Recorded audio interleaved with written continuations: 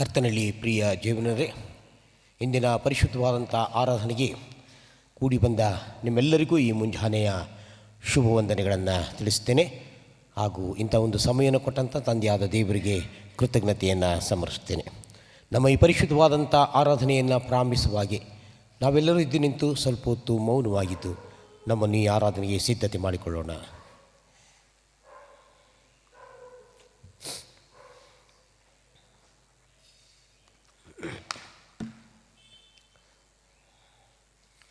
ಕರ್ತನು ಹತ್ತಿರವಾಗಿದ್ದಾನೆ. ಯಾವ ಸಂಬಂಧವಾಗಿಯೂ ಚಿಂತೆ ಮಾಡದೆ ಸರ್ವ ವಿಷಯದಲ್ಲಿ ದೇವರ ಮುಂದೆ ಕೃತಜ್ಞತಾಸ್ತುತಿಯನ್ನು ಪ್ರಾರ್ಥನೆ ವಿಜ್ಞಾಪನೆಗಳು ಮಾಡುತ್ತಾ ನಿಮಗೆ ಬೇಕಾದದ್ದನ್ನು ತಿಳಿಯಪಡಿಸಿರಿ. ಯಜಮಾನನು ಬಂದು ಯಾವ ಯಾವ ಆಳುಗಳು ಎಚ್ಚರವಾಗಿರುವುದನ್ನು ಕಂಡುಕೊಳ್ಳುವನೋ ಆ ಆಳುಗಳೇ ಧನ್ಯರು. ದೇವರ ಸ್ತೋತ್ರಕ್ಕೆ ಆಡುವ ಸಂಗೀತಗಳಲ್ಲಿ 83ನೇ ಸಂಗೀತವನ್ನು ನಾವು ಹಾಡೋಣ. 83. ಕೇಳು ದೂತರ್ಗಾನವ ಗಣರಾಜ ಹುಟ್ಟಿದ.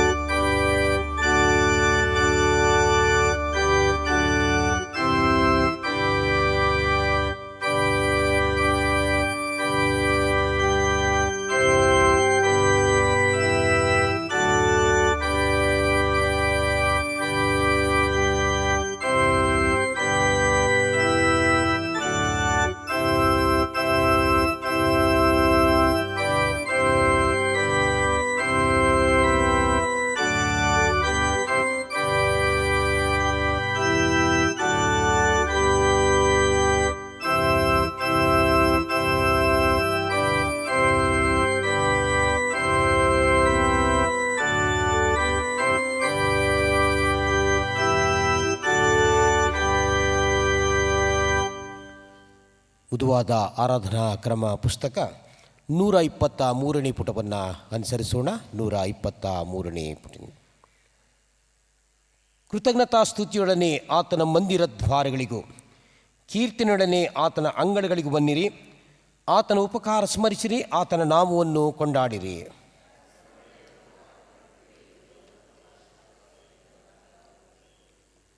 ಬನ್ನಿರಿ, ನಮ್ಮ ನಿರ್ಮಾಣಿಕನಾದ ಕರ್ತನಿಗೆ ಸಾಷ್ಟಾಂಗವೆರೆಗೆ ಆರಾಧಿಸೋಣ.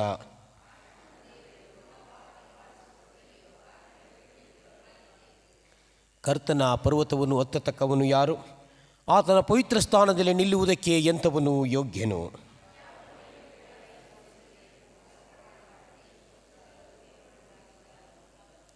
ಕರ್ತನಾದ ನಮ್ಮ ದೇವರು ಕರುಣಿಸುವನು, ಕ್ಷಮಿಸುವನು ಆಗಿದ್ದಾನೆ. ನಾವು ಆತನಿಗೆ ತಿರುಗಿ ಬಿದ್ದೇವಲ್ಲ. ಕರ್ತನಾದ ನಮ್ಮ ದೇವರ ಮಾತನ್ನು ಕೇಳಲಿಲ್ಲ, ನಮಗೆ ಗೊತ್ತು ಮಾಡಿದ ಧರ್ಮ ಮಾರ್ಗದಲ್ಲಿ ನಡೆಯಲಿಲ್ಲ.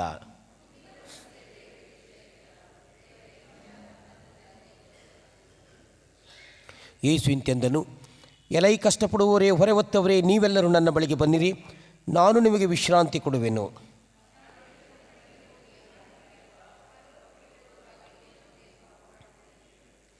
ಕರ್ತನೇ, ನನ್ನ ಶರಣನೇ, ನನ್ನ ವಿಮೋಚಕನೇ, ನನ್ನ ಮಾತುಗಳು, ನನ್ನ ಹೃದಯದ ಧ್ಯಾನವು ನಿನಗೆ ಸಮರ್ಪಕವಾಗಿರಲಿ. ಪ್ರಾರ್ಥನೆ ಮಾಡೋಣ. ಸಭೆಯರು ಕೂತ್ಕೊಳ್ಳಿ.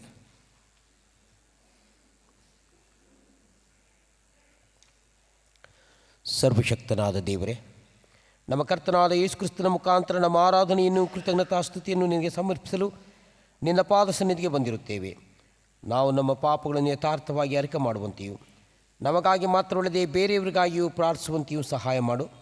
ನಿನ್ನ ಪವಿತ್ರ ವಾಕ್ಯವನ್ನು ಕೇಳಿ ನಿನ್ನ ಪ್ರೀತಿಯ ಮಹಾತ್ಯವನ್ನು ಹೆಚ್ಚು ಹೆಚ್ಚಾಗಿ ಗ್ರಹಿಸುವಂತೆಯೂ, ನಮ್ಮ ಜೀವಮಾನದಲ್ಲೆಲ್ಲ ನಿನ್ನ ಕೃಪೆಯ ಫಲಗಳನ್ನು ಕೊಡುತ್ತಾ ಬರುವಂತೆ ಅನುಗ್ರಹಿಸಬೇಕೆಂದು ನಮ್ಮ ಕರ್ತನಾದ ಯೇಸು ಕ್ರಿಸ್ತನ ಮುಖಾಂತರ ನಿನ್ನನ್ನು ಬೇಡಿಕೊಳ್ಳುತ್ತೇವೆ. ನಾವು ಮೌನವಾಗಿದ್ದು ನಮ್ಮ ಪಾಪಗಳನ್ನು ಅರಿಕೆ ಮಾಡೋಣ. ಯಾಕೆಂದರೆ ನಮ್ಮಲ್ಲಿ ಪಾಪ ಇಲ್ಲವೆಂದು ನಾವು ಹೇಳಿದರೆ ನಮ್ಮನ್ನು ನಾವೇ ಮೋಸಪಡಿಸಿಕೊಳ್ಳುತ್ತೇವೆ ಮತ್ತು ಸತ್ಯವೆಂಬುದು ನಮ್ಮಲ್ಲಿಲ್ಲ. ನಮ್ಮ ಪಾಪಗಳನ್ನು ಒಪ್ಪಿಕೊಂಡು ಅರಿಕೆ ಮಾಡಿದರೆ ಆತನು ನಂಬಿಗಸ್ತನೂ ನೀತಿವಂತನೂ ಆಗಿರುವುದರಿಂದ ನಮ್ಮ ಪಾಪಗಳನ್ನು ಕ್ಷಮಿಸಿಬಿಟ್ಟು ಸಕಲ ನೀತಿಯನ್ನು ಪರಿಹರಿಸಿ ನಮ್ಮನ್ನು ಶುದ್ಧಿ ಮಾಡುವನು. ನಾನು ಎದ್ದು ನನ್ನ ತಂದೆಯ ಬಳಿಗೆ ಹೋಗಿ ಆತನಿಗೆ, ಅಪ್ಪ, ಪರಲೋಕಕ್ಕೆ ವಿರೋಧವಾಗಿಯೂ ನಿನ್ನ ಮುಂದೆಯೂ ಪಾಪ ಮಾಡಿದ್ದೇನೆ, ಇನ್ನು ನಾನು ನಿನ್ನ ಮಗನೆನಿಸಿಕೊಳ್ಳುವುದಕ್ಕೆ ಯೋಗ್ಯನಲ್ಲ ಎಂದು ಹೇಳುವೆನು. ದೇವರ ರಾಜ್ಯವು ಸಮೀಪಿಸಿತು. ದೇವರ ಕಡೆಗೆ ತಿರುಗಿಕೊಂಡು ಸುವಾರ್ತೆಯನ್ನು ನಂಬಿರಿ. ನಮಗಿರುವ ಮಹಾಯಾಜಕನು ನಮ್ಮ ನಿರ್ಬಲ ಅವಸ್ಥೆಯನ್ನು ಕುರಿತು ಅನುತಾಪವಿಲ್ಲದವನಲ್ಲ. ಆತನು ಸರ್ವ ವಿಷಯಗಳಲ್ಲಿ ನಮ್ಮ ಹಾಗೆ ಶೋಧನೆಗೆ ಗುರಿಯಾದನು, ಪಾಪ ಮಾತ್ರ ಮಾಡಲಿಲ್ಲ. ಸರ್ವಶಕ್ತನಾದ ದೇವರಿಗೆ ನಮ್ಮ ಪಾಪಗಳನ್ನು ವಿನಯದೊಡನೆ ಅರಿಕೆ ಮಾಡೋಣ. 126ನೇ ಪುಟದಲ್ಲಿರುವಂಥ ಪಾಪದ ಅರಿಕೆಯನ್ನು ಒಟ್ಟಾಗಿ ಹೇಳೋಣ. ಪ್ರೀತಿ ಸ್ವರೂಪನಾದ ದೇವರೇ, ನನ್ನನ್ನು ಕರುಣಿಸು. ಕರುಣಾನಿಧಿಯೇ, ನಮ್ಮ ದ್ರೋಹವನ್ನೆಲ್ಲ ಅಳಿಸಿಬಿಡು. ನಮ್ಮ ಪಾಪವನ್ನು ಸಂಪೂರ್ಣವಾಗಿ ತೊಳೆದುಬಿಡು. ನಾನು ದ್ರೋಹಿ ಎಂದು ನಾನೇ ಒಪ್ಪಿಕೊಂಡಿದ್ದೇನೆ. ನನ್ನ ಪಾಪವು ಯಾವಾಗಲೂ ನನ್ನ ಮುಂದೆ ಇದೆ. ನಿನಗೆ ತಪ್ಪು ಮಾಡಿದ್ದೇನೆ. ನಿನ್ನ ದೃಷ್ಟಿಗೆ ಕೆಟ್ಟದಾಗಿರುವುದನ್ನೇ ಮಾಡಿದ್ದೇನೆ. ದೇವರೇ, ನನ್ನಲ್ಲಿ ಶುದ್ಧ ಹೃದಯವನ್ನು ನಿರ್ಮಿಸು. ನನಗೆ ಸ್ಥಿರಚಿತ್ತವನ್ನು ಅನುಗ್ರಹಿಸಿ ನನ್ನ ನೂತನಪಡಿಸು.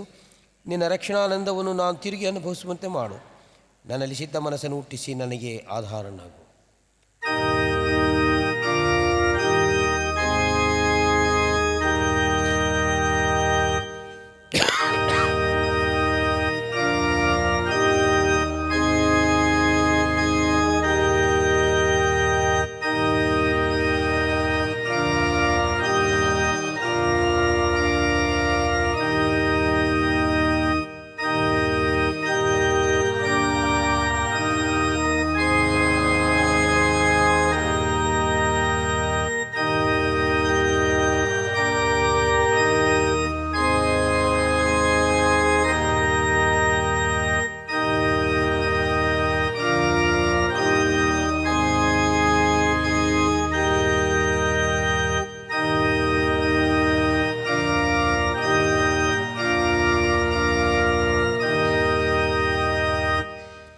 ಕೃಪಾಳು ಪ್ರಭುವೇ, ನಿನ್ನ ವಿಶ್ವಾಸಿಗಳಿಗೆ ಪಾಪ ಕ್ಷಮೆಯನ್ನು, ಶಾಂತಿಯನ್ನು ಅನುಗ್ರಹಿಸಿ ಅವರು ತಮ್ಮ ಎಲ್ಲ ಪಾಪಗಳಿಂದ ಶುದ್ಧೀಕರಣವನ್ನು ಹೊಂದಿ ಶಾಂತಚಿತ್ತರಾಗಿ ನಿನ್ನನ್ನು ಸೇವಿಸುವಂತೆ ದಯಪಾಲಿಸಬೇಕೆಂದು ನಮ್ಮ ಕರ್ತನಾದ ಯೇಸು ಕ್ರಿಸ್ತನ ಮುಖಾಂತರ ನಿನ್ನನ್ನು ಬೇಡಿಕೊಳ್ಳುತ್ತೇವೆ. ಆಮೇನ್. ನಾವೆಲ್ಲರೂ ಎದ್ದು ನಿಂತು 120ನೇ ಪುಟದಿಂದ ಪ್ರಾರಂಭವಾಗುವಂಥ ಉಪಕಾರ ಸ್ತುತಿಯನ್ನು ಒಟ್ಟಾಗಿ ಹೇಳೋಣ. 120ನೇ ಪುಟದಿಂದ.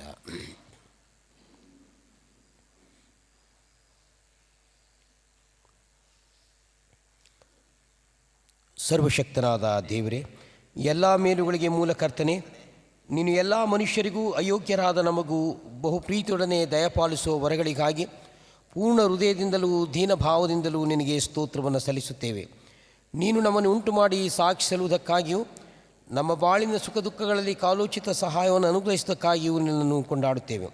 ಮುಖ್ಯವಾಗಿ ನಮ್ಮ ಕರ್ತನಾದ ಯೇಸು ಕ್ರಿಸ್ತನ ಮುಖಾಂತರ ಉಂಟಾದ ಲೋಕರಕ್ಷಣೆಯಲ್ಲಿ ತೋರಿಬಂದ ನಿನ್ನ ಅಮೂಲ್ಯ ಪ್ರೀತಿಗಾಗಿಯೂ ನೀನು ಅನುಗ್ರಹಿಸಿದ ಕೃಪಾ ಸಾಧನೆಗಾಗಿಯೂ ಪ್ರವಾದ ನಿರೀಕ್ಷೆಗಾಗಿಯೂ ನಿನ್ನನ್ನು ಕೊಂಡಾಡುತ್ತೇವೆ. ನೀನು ಮಾಡಿದ ಉಪಕಾರಗಳನ್ನೆಲ್ಲ ನಾವು ತಕ್ಕ ಹಾಗೆ ನೆನೆಸಿ ಕೃತಜ್ಞರಾಗಿದ್ದು ಮಾತಿನಿಂದ ಮಾತ್ರವಲ್ಲದೆ ಬಾಳಿನಿಂದಲೂ ನಿನ್ನನ್ನು ಸ್ತೋತ್ರ ಮಾಡುವಂತೆ ಅನುಗ್ರಹಿಸು. ನಾವು ನಮ್ಮ ದೇಹಾತ್ಮಗಳನ್ನು ನಿನ್ನ ಸೇವೆಗೆ ಪ್ರತಿಸಿಕೊಂಡು ನಮ್ಮ ಜೀವಮಾನದಲ್ಲೆಲ್ಲ ನಿರ್ಮಲ ಚಿತ್ತದಿಂದಲೂ ನೀತಿಯಿಂದಲೂ ನಿನ್ನ ಮುಂದೆ ನಡೆದುಕೊಳ್ಳುವಂತೆ ದಯಮಾಡಬೇಕೆಂದು ನಮ್ಮ ಕರ್ತನಾದ ಯೇಸು ಕ್ರಿಸ್ತನ ಮುಖಾಂತರ ನಿನ್ನನ್ನು ಬೇಡಿಕೊಳ್ಳುತ್ತೇವೆ. ನಿನ್ನೊಂದಿಗೂ ಪವಿತ್ರಾತ್ಮನಿಗೂ ಕೂಡಿರುವ ಆತನಿಗೆ ಸದಾಕಾಲವೂ ಮಾನ ಪ್ರಭಾವಗಳಿರಲಿ. ನಾವು ಹಾಗೆ ನಿಂತಿರುವಾಗಲೇ ಉಕ್ತಿ ಪ್ರತ್ಯುತ್ತರವಾಗಿ ಕೀರ್ತನಾ ಸಂಗ್ರಹದಿಂದ 75ನೆಯ ಕೀರ್ತನೆಯನ್ನು ನಾವು ಓದಿಕೊಳ್ಳೋಣ. ಕೀರ್ತನಾ ಸಂಗ್ರಹದಿಂದ 75.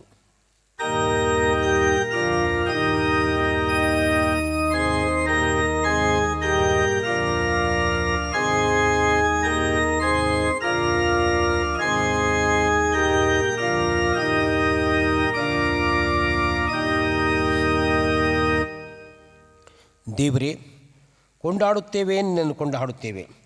ನಿನ್ನ ನಾಮ ಮಹತ್ವವು ಸಮೀಪವಾಗಿದೆ. ನಿನ್ನ ಮಹತ್ಕಾರ್ಯಗಳನ್ನು ವರ್ಣಿಸುತ್ತಾರೆ.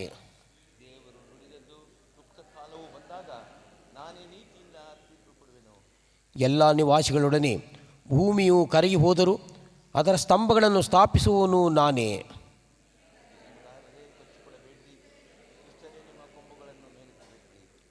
ಕೊಂಬುಗಳನ್ನು ಮೇಲೆತ್ತಬೇಡಿರಿ, ಸೊಕ್ಕಿನ ಕುತ್ತಿಗೆಯಿಂದ ಮಾತಾಡಬೇಡಿರಿ ಎಂದು ಹೇಳಿವೆನು.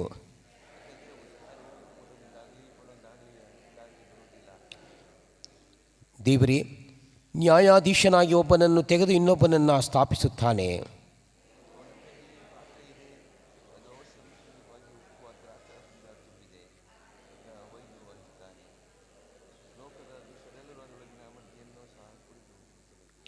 ನಾನಾದರೂ ಸದಾ ವರ್ಣಿಸುವನಾಗಿ ಯಾಕೋಬ ವಂಶದವರ ದೇವರನ್ನು ಸಂಕೀರ್ತಿಸುವೆನು.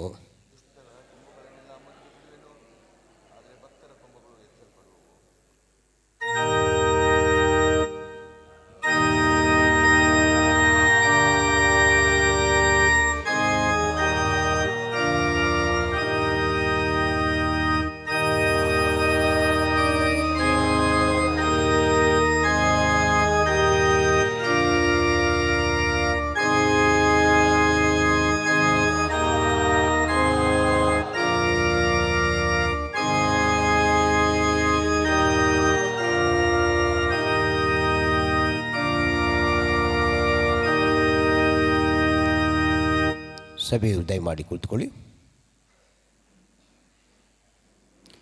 ಈ ದಿನಕ್ಕೆ ನೇಮಕವಾದಂಥ ಮೊದಲನೇ ವೇದ ಭಾಗವನ್ನು ಕೇಳೋಣ. ಹಳೆ ಒಡಂಬಡಿಕೆಯ ವೇದ ಪಾರಾಯಣ.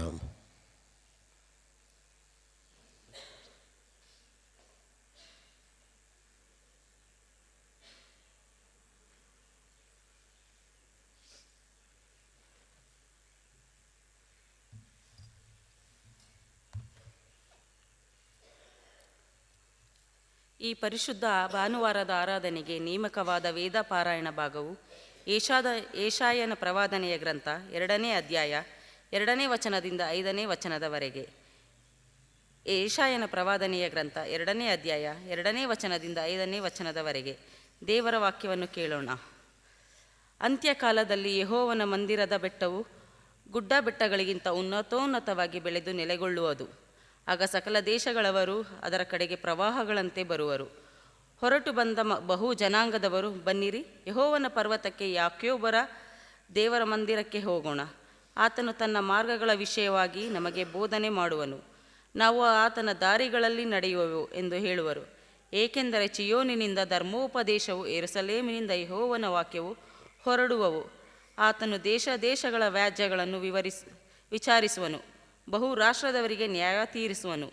ಅವರು ತಮ್ಮ ಆಯುಧಗಳನ್ನು ಕುಲುಮೆಗೆ ಹಾಕಿ ಕತ್ತಿಗಳನ್ನು ಗುಳಗಳನ್ನಾಗಿಯೂ ಬರ್ಜಿಗಳನ್ನು ಕುಡುಗೋಲುಗಳನ್ನಾಗಿಯೂ ಮಾಡುವರು. ಜನಾಂಗವು ಜನಾಂಗಕ್ಕೆ ವಿರುದ್ಧವಾಗಿ ಕತ್ತಿಯನ್ನೆತ್ತದು. ಇನ್ನು ಯುದ್ಧಾಭ್ಯಾಸವು ನಡೆಯುವುದೇ ಇಲ್ಲ. ಯೆಹೋವನ ನ್ಯಾಯ ನಿರ್ಣಯ ದಿನದಲ್ಲಿ ನಡೆಯತಕ್ಕದ್ದು. ಯಾಕೋಬನ ಮನೆತನದವರೇ ಬನ್ನಿರಿ, ಯೆಹೋವನ ಜ್ಞಾನ ಪ್ರಕಾಶದಲ್ಲಿ ನಡೆಯುವ ಎಂಬುದೇ. ಕರ್ತನೇ ನಿನಗೆ ಸ್ತೋತ್ರವಾಗಲಿ. ದೇವರೇ ನಿನಗೆ ಸ್ತೋತ್ರವಾಗಲಿ. ಎರಡನೇ ವೇದ ಪಾರಾಯಣವನ್ನು ಕೇಳೋಣ.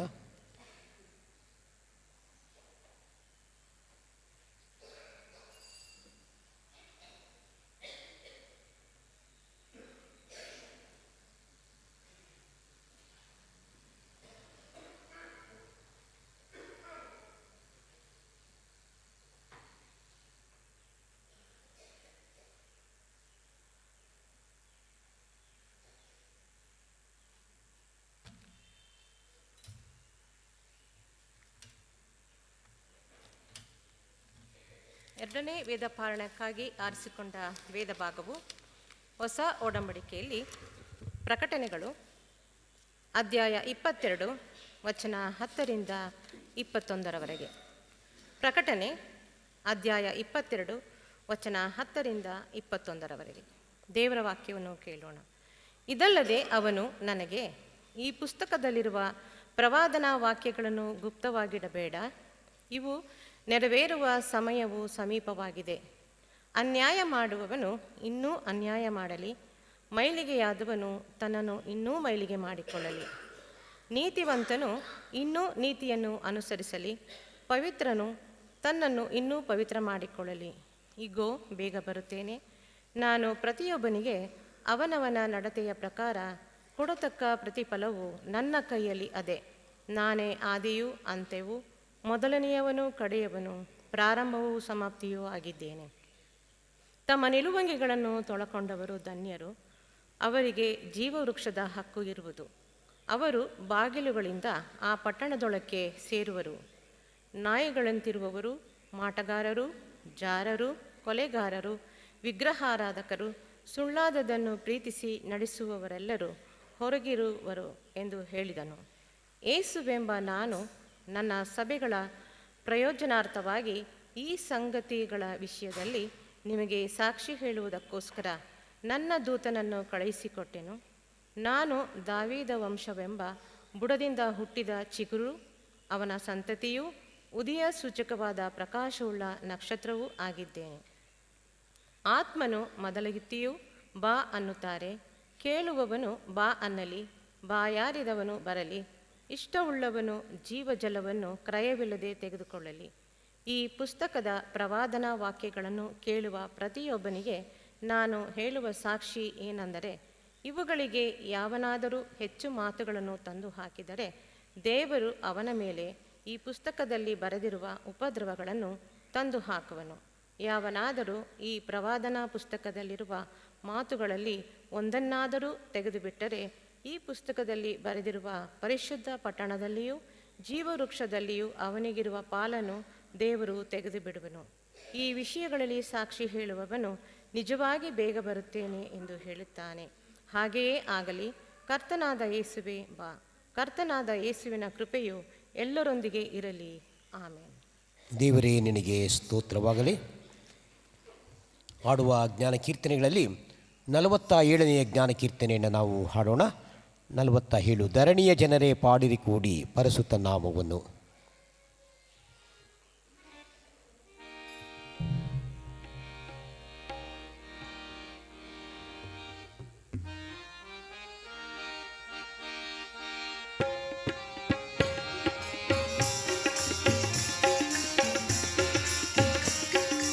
ಧರಣಿಯ ಜನರೇ ಪಾಡಿರಿ ಕೂಡಿ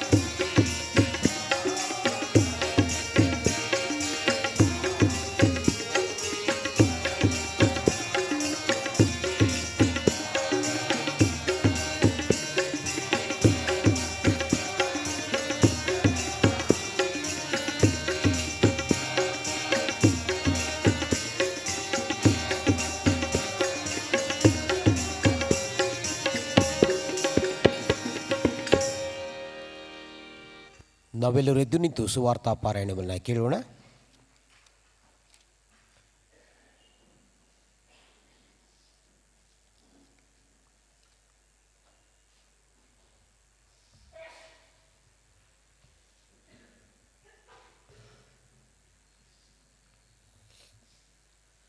ಇಂದಿಗೆ ನೇಮಕವಾದ ಸುವಾರ್ಥ ಭಾಗವು ಶ್ರೀ ಯೋಹಾನನು ಬರೆದ ಸುವಾರ್ತೆ 1ನೇ ಅಧ್ಯಾಯ ವಚನಗಳು 1-14. ಶ್ರೀ ಯೋಹಾನನು ಬರೆದ ಸುವಾರ್ತೆ ಅಧ್ಯಾಯ 1 ವಚನಗಳು 1-14. ದೇವರ ವಾಕ್ಯವನ್ನು ಕೇಳೋಣ. ಅನಾದಿಯಿಂದಿದ್ದ ದೇವರ ವಾಕ್ಯವು ನರಾವತಾರ ಎತ್ತಿದ್ದು. ಆದಿಯಲ್ಲಿ ವಾಕ್ಯವಿತ್ತು, ಆ ವಾಕ್ಯವು ದೇವರ ಬಳಿಯಲ್ಲಿತ್ತು, ಆ ವಾಕ್ಯವು ದೇವರಾಗಿತ್ತು. ಆ ವಾಕ್ಯವೆಂಬುವನು ಆದಿಯಲ್ಲಿ ದೇವರ ಬಳಿಯಲ್ಲಿದ್ದನು. ಆತನ ಮೂಲಕವಾಗಿ ಸಮಸ್ತವು ಉಂಟಾಯಿತು. ಉಂಟಾಗಿರುವ ವಸ್ತುಗಳಲ್ಲಿ ಆತನಿಲ್ಲದೆ ಒಂದಾದರೂ ಉಂಟಾಗಲಿಲ್ಲ. ಆತನಲ್ಲಿ ಜೀವವಿತ್ತು, ಆ ಜೀವವು ಮನುಷ್ಯರಿಗೆ ಬೆಳಕಾಗಿತ್ತು. ಆ ಬೆಳಕು ಕತ್ತಲಲ್ಲಿ ಪ್ರಕಾಶಿಸುತ್ತದೆ, ಕತ್ತಲು ಅದನ್ನು ಮುಸುಕಲಿಲ್ಲ. ದೇವರು ಕಳುಹಿಸಿದ ಒಬ್ಬ ಮನುಷ್ಯನು ಬಂದನು, ಅವನ ಹೆಸರು ಯೋಹಾನನು. ಆ ಯೋಹಾನನು ಸಾಕ್ಷಿಗಾಗಿ ಬಂದನು. ತನ್ನ ಮೂಲಕವಾಗಿ ಎಲ್ಲರೂ ನಂಬುವಂತೆ ಆತನು ಆ ಬೆಳಕಿನ ವಿಷಯದಲ್ಲಿ ಸಾಕ್ಷಿ ಕೊಡುವುದಕ್ಕೆ ಬಂದನು.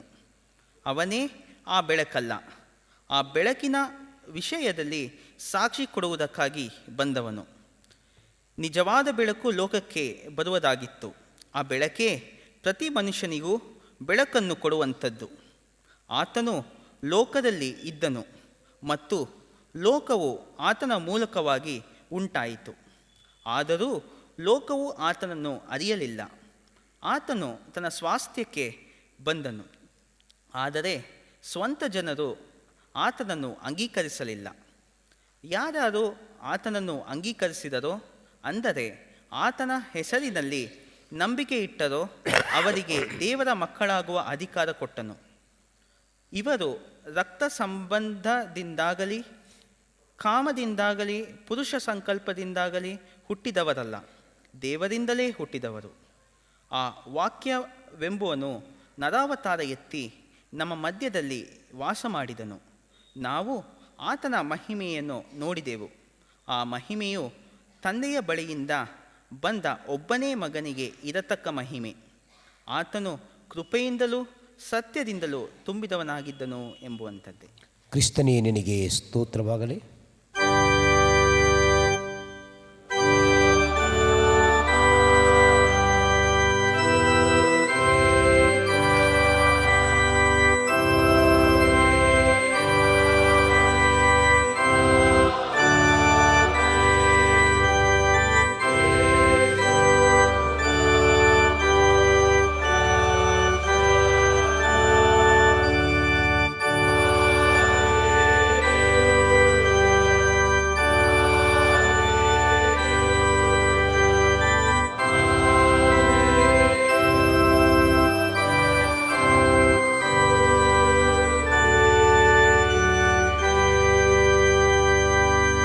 ನಾವು ಹಾಗೆ ನಿಂತಿರುವ 134ನೇ ಸಂಗೀತ, ಬಾನಮಲ್ಲಿ ದೇವರಾತ್ಮ ನಿನ್ನ ಕಾಂತಿ. ಆ ಸಂಗೀತವನ್ನು ಆಡುವ ಒಂದು ಚರಣ ಆಡುತ್ತಿರುವಾಗ ಮಡಿಕೇರಿ ಬಾಸಲ್ ಮಿಷನ್ ಸಭೆಯಿಂದ ನಮ್ಮ ಸಭೆಗೆ ಜಾನ್ ನಿತಿನ್ ಅವರು ಬರಲಿಕ್ಕಿದ್ದಾರೆ. ಅವರನ್ನು ನಾವು ಸ್ವೀಕಾರ ಮಾಡಿಕೊಂಡಿದ್ದಾರೆ. ಈ ಸಂಗೀತವನ್ನು ಆಡುತ್ತಿರುವಾಗ ಜಾನ್ ನಿತಿನ್ ಅವರು ಮುಂದೆ ಬರುವಂತೆ ಸಾಕ್ಷಿಯಾಗಿ ಕಾರ್ಯದರ್ಶಿಯವರು ಮುಂದೆ ಬಂದು ಕೇಳಿ.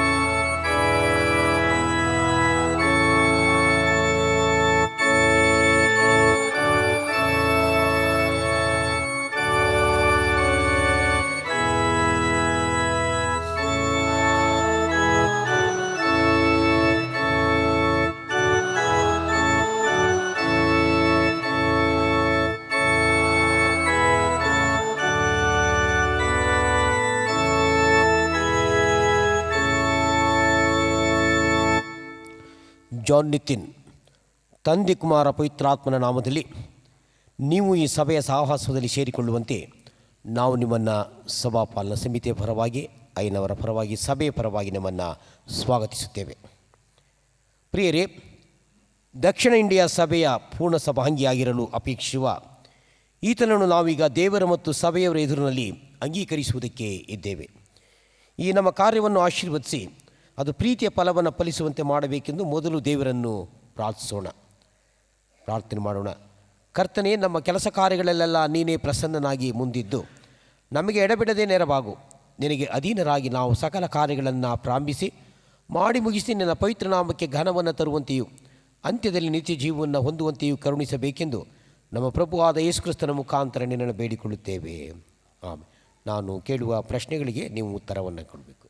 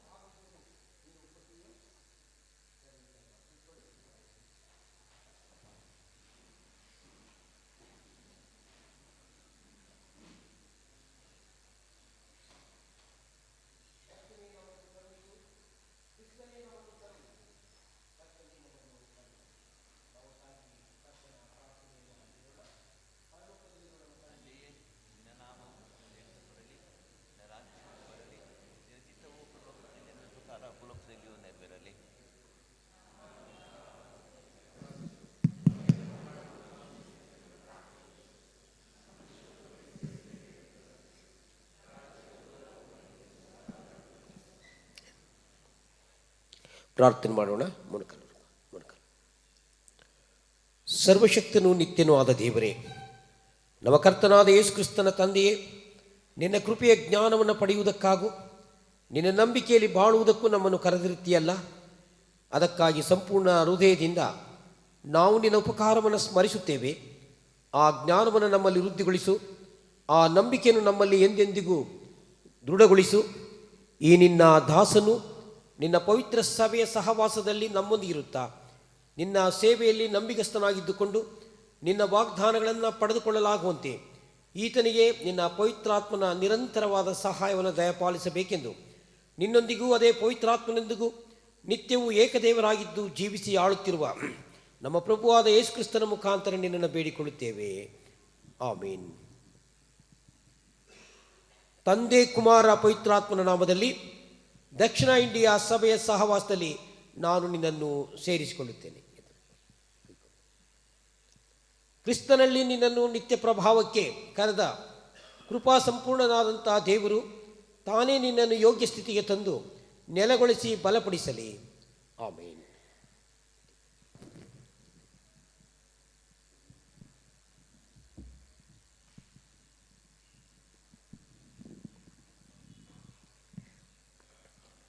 CSI ಯೇಸು ಕೃಪಾಲಯ ಈ ವತಿಯಿಂದ ಸತ್ಯವೇದವನ್ನು ನಿಮಗೆ ನಾನು ಕೊಡ್ತಾ ಇದ್ದೇನೆ. ಯಾಕೆಂದರೆ ದೇವರ ವಾಕ್ಯ ಅತ್ಯಮೂಲ್ಯವಾದಂಥದ್ದು. ಬಾಯಾರಿದ ಜಿಂಕೆಯು ನೀರಿನ ತೊರೆಗಳನ್ನು ಹೇಗೂ ಹಾಗೆ ನನ್ನ ಮನವು ನಿನ್ನನ್ನು ಹಂಬಲಿಸುತ್ತದೆ. ದೇವರ ವಾಕ್ಯ ನಿಮ್ಮ ಬಾಳಿಗೆ ದೀಪವು ದಾರಿಗೆ ಬೆಳಕು ಆಗಿರಲಿ. ಆ ಬಾಯಾರಿದ ಜಿಂಕೆ ನೀರಿಗಾಗಿ ಹೇಗೆ ತವಕಪಡುತ್ತದೋ ಹಾಗೆ ದೇವರ ವಾಕ್ಯ ಪ್ರತಿನಿತ್ಯ ಅದಕ್ಕಾಗಿ ಬಯಸಿರಿ, ಅದಕ್ಕಾಗಿ ಆಶಿರಿ, ದೇವರ ವಾಕ್ಯವನ್ನು ಅಭ್ಯಾಸಿಸಿರಿ.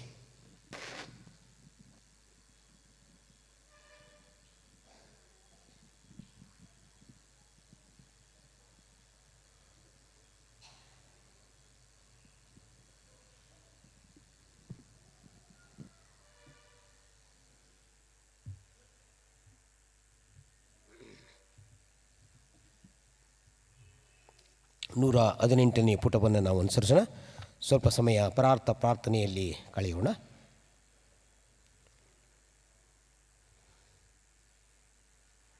ಶಾಂತಿಗಾಗಿ ಪ್ರಾರ್ಥಿಸೋಣ.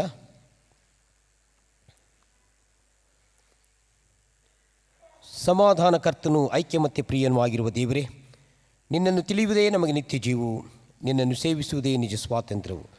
ನಿನ್ನ ದಾಸರಾದ ನಮ್ಮನ್ನು ನಮ್ಮ ವೈರಿಗಳ ದಾಳಿಗಳೆಲ್ಲ ಕಾಪಾಡಿ ನಾವು ನಿನ್ನ ಸಂರಕ್ಷಣೆಯಲ್ಲಿ ಪೂರ್ಣ ವಿಶ್ವಾಸವಿಟ್ಟು ಯಾವ ಶತ್ರುಬಲ ಕಂಜದಂತೆ ದಯಪಾಲಿಸಬೇಕೆಂದು ನಮ್ಮ ಕರ್ತನಾದ ಯೇಸು ಕ್ರಿಸ್ತನ ಶಕ್ತಿಯನ್ನು ಆಶ್ರಯಿಸಿ ನಿನ್ನನ್ನು ಬೇಡಿಕೊಳ್ಳುತ್ತೇವೆ. ಆಮೀನ್. ಕೃಪಾ ಸಹಾಯಕ್ಕಾಗಿ ಪ್ರಾರ್ಥಿಸೋಣ. ಕರ್ತನೆ, ಪರಲೋಕದ ನಮ್ಮ ತಂದೆಯೇ, ಸರ್ವಶಕ್ತನಾದ ನಿತ್ಯ ದೇವರೇ, ಈ ಉದಯದವರೆಗೆ ನಮ್ಮನ್ನು ಸುರಕ್ಷಿತವಾಗಿ ಕಾಯುತ್ತಾ ಬಂದಿದ್ದೆ. ಇವತ್ತು ನನ್ನ ಬಲಾತ್ಸೆಯಿಂದ ನಮ್ಮನ್ನು ಕಾಪಾಡಿ ಈ ದಿನ ನಾವು ಯಾವ ಪಾಪದಲ್ಲಿಯೂ ಬೀಳದೆ ಯಾವ ಅಪಾಯಕ್ಕೂ ಸಿಕ್ಕದೆ ನಮ್ಮ ಕೆಲಸ ಕಾರ್ಯಗಳಲ್ಲಿ ನಿನ್ನಿಂದ ನಡೆಸಿಕೊಂಡವರಾಗಿ ಯಾವಾಗಲೂ ನಿನ್ನ ದೃಷ್ಟಿಗೆ ಒಳ್ಳೆಯದಾಗಿರುವುದನ್ನು ಮಾಡುವಂತೆ ದಯಪಾಲಿಸಬೇಕೆಂದು ನಮ್ಮ ಕರ್ತನಾದ ಯೇಸು ಕ್ರಿಸ್ತನ ಮುಖಾಂತರ ನಿನ್ನನ್ನು ಬೇಡಿಕೊಳ್ಳುತ್ತೇವೆ. ಆಮೀನ್.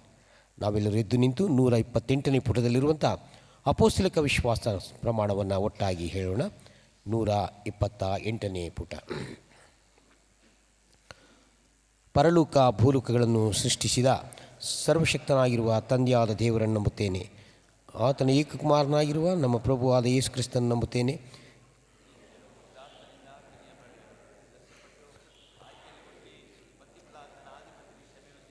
ಶಿಲುಬೆಗೆ ಜಡಿಯಲ್ಪಟ್ಟು ಸತ್ತು ಹೂಣಲ್ಪಟ್ಟು ಪಾತಾಳಕ್ಕೆ ಹೋದನು.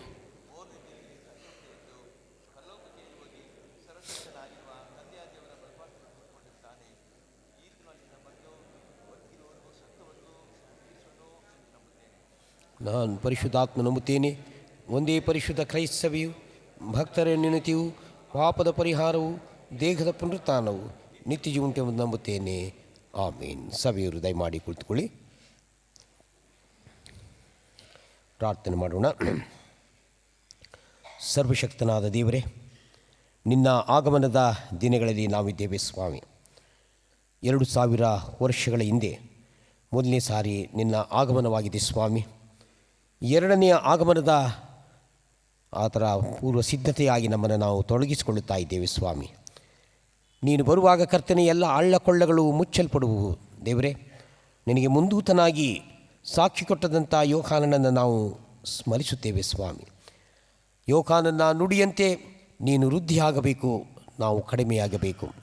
ಆತನ ಕೆರೆಗಳ ಭಾರನ್ನು ಬಿಚ್ಚುವುದಕ್ಕೂ ನಾನು ಯೋಗ್ಯನಲ್ಲ ಎಂಬುದಾಗಿ ತನ್ನನ್ನು ತಾನು ತಗ್ಗಿಸಿಕೊಂಡಂತೆ ಸ್ವಾಮಿ, ನಾವು ನಿನ್ನ ಸನ್ನಿಧಿಯಲ್ಲಿ ತಗ್ಗಿಸಿಕೊಂಡವರಾಗಿ ನಿನಗೆ ನಾವು ಮೆಚ್ಚುಗೆಯಾದ ಮಕ್ಕಳಾಗಿ ಜೀವಿಸಲಿಕ್ಕಾಗುವಂತೆ ಆಶೀರ್ವಾದ ಮಾಡು. ಈ ಕ್ರಿಸ್ಮಸ್ ಹಬ್ಬದ ಈ ಸಂದರ್ಭದಲ್ಲಿ ಕರ್ತನೆ, ಇಲ್ಲಿವರೆಗೂ ನಮ್ಮ ಸಭೆಯೊಟ್ಟಿಗೆ ಇದ್ದೀ ಸ್ವಾಮಿ.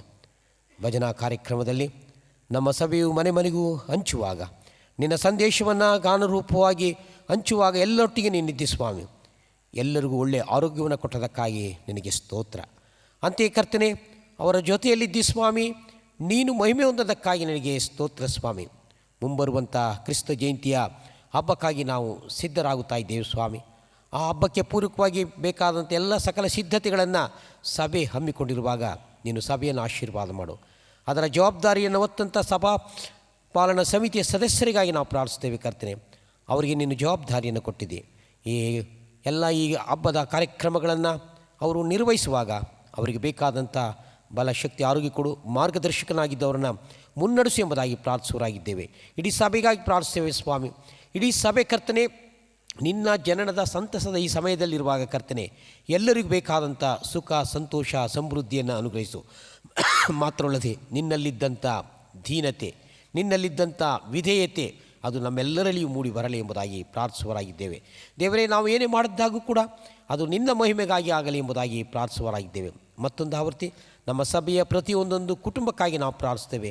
ಸಭೆಯ ಮಕ್ಕಳಿಂದಿಡಿದು ಯವನಸ್ಥರು, ಯುವಜನರು, ಹಾಗೆ ಕರ್ತನೆ ವಯಸ್ಸಾದಂಥವರು, ಎಲ್ಲ ಮಧ್ಯಪ್ರಾಯದವರಿಗಾಗಿಯೂ ನಾವು ಪ್ರಾರ್ಥಿಸ್ತೇವೆ. ಎಲ್ಲರನ್ನು ಕೂಡ ನೀವು ಆಶೀರ್ವಾದ ಮಾಡು. ಈ ಕ್ರಿಸ್ಮಸ್ ಕಾಲದಲ್ಲಿ ನಮ್ಮ ಜೊತೆಯಲ್ಲಿರು ಸ್ವಾಮಿ. ಎಲ್ಲ ನಡೆಯುವಂಥ ಎಲ್ಲ ಕಾರ್ಯಕ್ರಮದಲ್ಲಿ ನೀನೇ ಮಾರ್ಗದರ್ಶಕನಾಗಿರು, ನೀನೇ ಅಧ್ಯಕ್ಷನಾಗಿದ್ದು ನಮ್ಮನ್ನು ಮುನ್ನಡೆಸು, ಮಹಿಮೆ ಹೊಂದು ಎಂಬುದಾಗಿ ಯೇಸುವಿನ ನಾಮದಲ್ಲಿ ಬೇಡಿಕೊಳ್ಳುತ್ತೇವೆ ದೇವರೇ. ಆಮೇನ್. ಸಭಾ ಪ್ರಕಟಣೆ.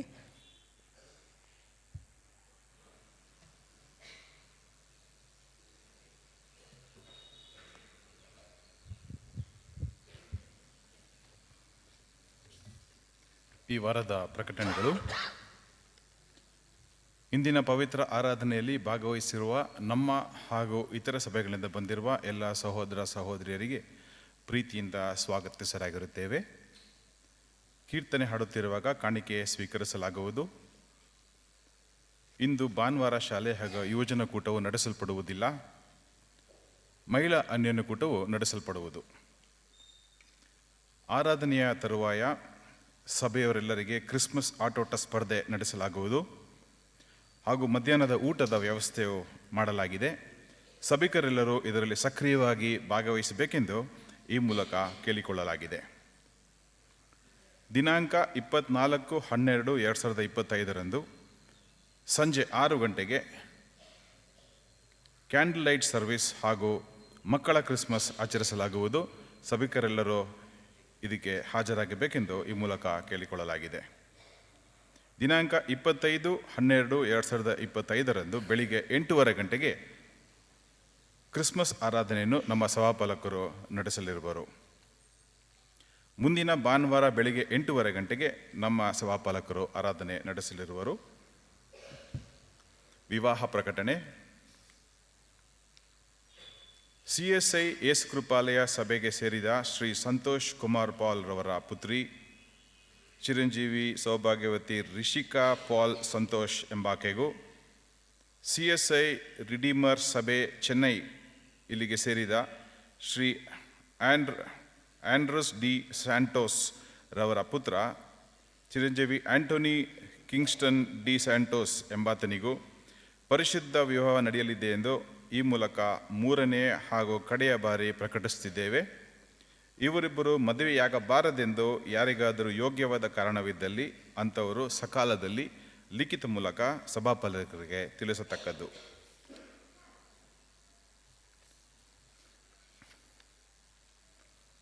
ದೇವಾಲಯದ ಉಪಯೋಗಕ್ಕಾಗಿ ಶ್ರೀಮತಿ ಫಿಲೋ ಪ್ರಭುರವರು ಅಡಿಗೆಯ ಕಾರ್ಯಕ್ಕಾಗಿ 3 ಸೌಟುಗಳನ್ನು ನೀಡಿರುತ್ತಾರೆ.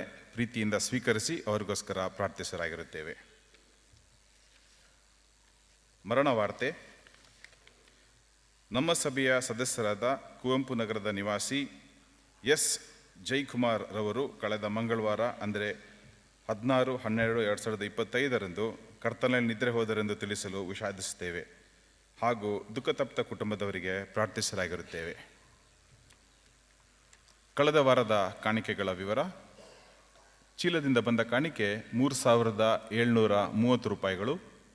ಕೃತಜ್ಞತಾ ಕಾಣಿಕೆ 3,400 ರೂಪಾಯಿಗಳು. ಜನ್ಮದಿನದ ಕಾಣಿಕೆ 200 ರೂಪಾಯಿಗಳು. ವಿವಾಹ ವಾರ್ಷಿಕೋತ್ಸವದ ಕಾಣಿಕೆ 500 ರೂಪಾಯಿಗಳು. ಬಡವರ ನಿಧಿಗೆ ಬಂದದ್ದು 500 ರೂಪಾಯಿಗಳು. ಕ್ರಿಸ್ಮಸ್ ಹಬ್ಬದ ಬಟ್ಟೆಗಾಗಿ ಬಂದ ಕಾಣಿಕೆ 1,000 ರೂಪಾಯಿಗಳು. ದೇವಾಲಯದ ಕಟ್ಟಡ ನಿಧಿಗಾಗಿ ಬಂದದ್ದು 12,700 ರೂಪಾಯಿಗಳು. ಭಾನುವಾರ ಶಾಲೆಯ ಕಾಣಿಕೆ 1,300 ರೂಪಾಯಿಗಳು. ಸಭಾವಂತಿಕೆಯಿಂದ ಬಂದ ಕಾಣಿಕೆ 3,550 ರೂಪಾಯಿಗಳು. ಭೂಸ್ಥಾಪನಾ ನಿಧಿಗಾಗಿ ಬಂದ ಕಾಣಿಕೆ 550 ರೂಪಾಯಿಗಳು. ಹೀಗೆ ಒಟ್ಟು 27,430 ಮತ್ತು ಕ್ರಿಸ್ಮಸ್ ಭಜನೆಗಾಗಿ 500 ರೂಪಾಯಿಗಳು ಬಂದಿರುತ್ತದೆ ಹಾಗೂ TWR ಸೇವೆಗಾಗಿ 4,400 ರೂಪಾಯಿ ಬಂದಿರುತ್ತದೆ.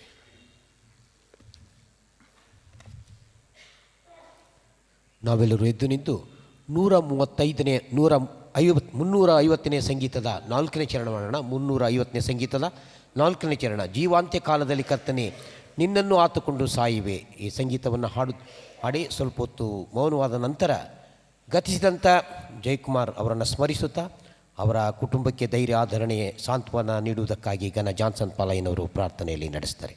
ನಾವೆಲ್ಲರೂ ಎದ್ದು ನಿಲ್ಲೋಣ. Lord.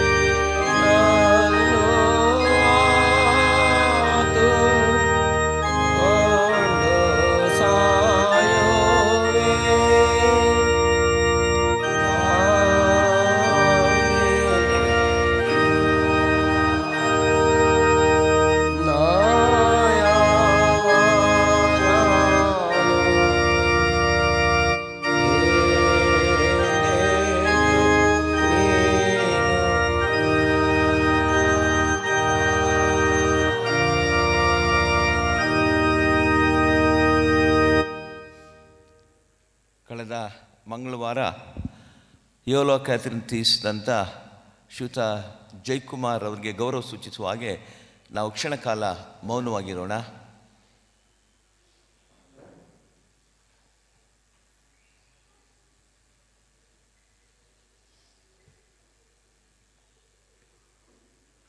ಪ್ರಾರ್ಥನೆ ಮಾಡೋಣ.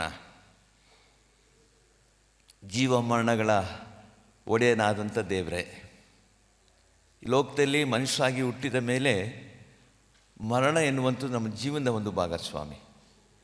ನಿನ್ನ ವಾಕ್ಯ ಹೇಳ್ತದೆ, ಯೋಬನ ಪುಸ್ತಕ 14ನೇ ಅಧ್ಯಾಯದಲ್ಲಿ, ತಾಯಿಯ ಗರ್ಭದಲ್ಲಿ ಹುಟ್ಟಿದಂಥ ಪ್ರತಿ ಮನುಷ್ಯನು ಮರಣವನ್ನು ಎದುರಿಸಲೇಬೇಕೆಂಬುದಾಗಿ ಮತ್ತು ಅದನ್ನು ದಿನಗಳು ಎಷ್ಟು ಎಂಬುದಾಗಿ ನೀನು ನಿಗದಿಪಡಿಸಿರ್ತೀ ಎಂಬುದನ್ನು ಕೂಡ ಯೋಬನು ನಿನ್ನ ದರ್ಶನದಿಂದ ಕಂಡುಕೊಂಡಿದ್ದಾನೆ ಸ್ವಾಮಿ. ಹೌದು ಸ್ವಾಮಿ, ಲೋಕದಲ್ಲಿ ಮರಣ ಅದು ನಮ್ಮ ಜೀವನದ ಒಂದು ಭಾಗ. ಕೆಲವರಿಗೆ ದೀರ್ಘ ಆಯುಷ್ಯ ಇರ್ತದೆ, ಕೆಲವರಿಗೆ ಅಲ್ಪ ಆಯುಷ್ಯ ಇರ್ತದೆ. ಅದನ್ನೇ ಪ್ರಶ್ನೆ ಮಾಡುವಂಥ ಹಕ್ಕು ನಮಗಿಲ್ಲ ಸ್ವಾಮಿ. ನಮ್ಮ ಸಭಾ ಸದಸ್ಯರಾಗಿದ್ದಂಥ ಶ್ರೀಯುತ ಜೈಕುಮಾರ್ ಅವರು ಸುಮಾರು 76 ವರ್ಷ ಪ್ರಾಯದಲ್ಲಿ ಲೋಕಾಯತನೆ ಮುಗಿಸಿದ್ದಾರೆ ಸ್ವಾಮಿ. ಕರ್ತನೆ, ಅವರು ಕೊಟ್ಟಂಥ ದೀರ್ಘ ಆಯುಷ್ಯಕ್ಕೋಸ್ಕರ ಸ್ತೋತ್ರ ಹೇಳ್ತೇವೆ ಸ್ವಾಮಿ. ಮುಖ್ಯವಾಗಿ ಅವರು ಭೇಟಿಯಾಗಲಿರುವಂಥ ಅವರ ಪತ್ನಿ ಜೈಶೀಲಿಗೋಸ್ಕರ ವಿಶೇಷವಾಗಿ ನಾವು ಪ್ರಾರ್ಥಿಸ್ತೇವೆ. ಆ ಪ್ರಿಯ ಸಹೋದರಿಗೆ ನೀನು ಧೈರ್ಯ ಆದರಣೆಯನ್ನು ನೀಡಪ್ಪ. ಅವರು ಮುಖ್ಯವಾಗಿ ಸ್ವಾಮಿ ದೇಹಕ್ಕೆ ಬೇಕಂತ ಆರೋಗ್ಯವನ್ನು ಕೊಡು. ಅವರು ಕೂಡ ವಯೋವೃದ್ಧ ಅನೇಕ ಸಮಸ್ಯೆಗಳನ್ನು ಎದುರಿಸುವಾಗ ಸ್ವಾಮಿ ನೀನು ಅವ್ರಿಗೆ ಮುಂಬಲವಾಗಿದ್ದು ನೀನು ಅವ್ರನ್ನ ಕಾಪಾಡು. ಮುಖ್ಯವಾಗಿ ಜಯಕುಮಾರ್ ಅವರು ಭೇಟಿಯಾಗಲಿರುವಂಥ ಮಗಳು ಅಳಿಯ ಮೊಮ್ಮಗುಗೋಸ್ಕರ ವಿಶೇಷ ನಾವು ಪ್ರಾರ್ಥಿಸ್ತೇವೆ ಸ್ವಾಮಿ. ಅವನು ಕೂಡ ಆಧರಿಸು, ಧೈರ್ಯಪಡಿಸು.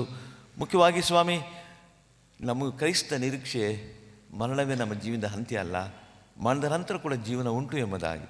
ಆದ್ದರಿಂದ ಒಂದೆಲ್ಲ ಒಂದು ನಿನ್ನ ಸಾನ್ನಿಧ್ಯದಲ್ಲಿ ಅವ್ರನ್ನ ಮುಖಾಮುಖಿಯಾಗಿದ್ದು ನೋಡ್ತೀವಿ ಎಂಬ ನಿರೀಕ್ಷೆಯೊಂದಿಗೆ ಇಡೀ ಕುಟುಂಬದವರು ಸಂತೈಸಿಕೊಳ್ಳಿಕ್ಕಾಗುವಂತೆ ಅವನ್ನ ಸಂತೈಸಬೇಕೆಂದು ಒಂದು ನಿರೀಕ್ಷೆ ನಡೆಸಬೇಕೆಂದು ನಾವು ಪ್ರಾರ್ಥಿಸ್ತೇವೆ ಸ್ವಾಮಿ. ಅದೇ ಸಂದರ್ಭದಲ್ಲಿ ಬದುಕಿ ಉಳಿದಿರ್ತಕ್ಕಂಥ ನಾವು ಕೂಡ ಈ ಲೋಕ ಬಿಡುವವರೇ ಸ್ವಾಮಿ. ಯಾವಾಗ ನಮಗೆ ಮರಣ ಬರುತ್ತೋ ನಮಗೆ ಗೊತ್ತಿಲ್ಲ ಸ್ವಾಮಿ. ಆದರೆ ಮರಣಕ್ಕೆ ನಾವು ಭಯಪಡೋರಲ್ಲ ಸ್ವಾಮಿ, ಆದರೆ ಮರಣಕ್ಕೆ ನಾವು ಸಿದ್ಧ ಮಾಡಿಕೊಳ್ಳೋರು. ನಿನ್ನ ವಾಕ್ಯ ಹೇಳ್ತದೆ, ನಾನೇ ಪುನರುತ್ಥಾನವು ಜೀವವಾಗಿದ್ದೇನೆ, ನನ್ನ ನಂಬುವನು ಸತ್ತರೂ ಬದುಕುವಂತ ನಂಬುವ ಪ್ರತಿಯೊಬ್ಬನು ಎಂದಿಗೂ ಸಾಯುವುದಿಲ್ಲ ಎಂಬುದಾಗಿ. ಅದರಿಂದ ನಾವು ಬದುಕಿರುವಾಗಲೇ ಸ್ವಾಮಿ ನಿತ್ಯ ಜೀವನ ಪಡ್ಕೊಳ್ಳೋದಕ್ಕೆ ನಿನ್ನನ್ನು ವೈಯಕ್ತಿಕ ರಕ್ಷಕನಾಗಿ ಸ್ವೀಕರಿಸಿ ಈ ಲೋಕದ ನಿನಗೋಸ್ಕರ ಜೀವಿಸುವಂಥ ತೀರ್ಮಾನ ಮಾಡುವಂಥ ಕೃಪೆ ನಮಗೆ ದಯಪಾಲಿಸು.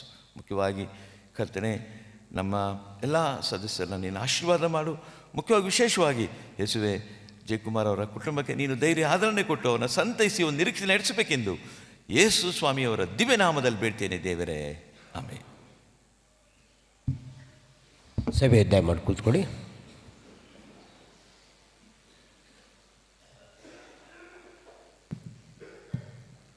ಪ್ರಿಯ ಸಭಿಕರೇ, ಕಳೆದ ವಾರ ಅಂದರೆ 17-18ರಂದು ನಡೆದ ಡಯಸಿಸ್ ಕೌನ್ಸಿಲ್ನಲ್ಲಿ ನಮ್ಮ ಸಭಾಪಾಲಕರಾದಂಥ ಗ್ರೇಟ್ಫುಲ್ ಅಯ್ಯನವರು ಹಾಗೂ ನಮ್ಮ ಸಭಾಪಾಲನಾ ಸಮಿತಿಯ ಸದಸ್ಯರಾದಂಥ ಶ್ರೀ ನಿತಿನ್ ಥಾಮಸ್ ರವರು ಡಯಸಿಸ್ ಎಕ್ಸಿಕ್ಯೂಟಿವ್ ಕೌನ್ಸಿಲ್ನಲ್ಲಿ ಚುನಾಯಿತರಾಗಿ ಆಯ್ಕೆಯಾಗಿದ್ದಾರೆ. ಇದೊಂದು ನಮ್ಮ ಡಯಸಿಸ್ನ ಒಂದು ಸುಪ್ರೀಂ ಬಾಡಿ. ಇದು ಡಯಸಿಸಲ್ಲಿ ಇರೋವಂಥ ಏನೇ ಒಂದು ನಿರ್ಧಾರ ತಗೊಳ್ಬೇಕಾದ್ರೆ ಈ ಒಂದು ಕಮಿಟಿಯ ಅಪ್ಪಣೆ ಮೇರೆಗೆ ನಿರ್ಧಾರಗಳು ತಗೊಳ್ತಾರೆ.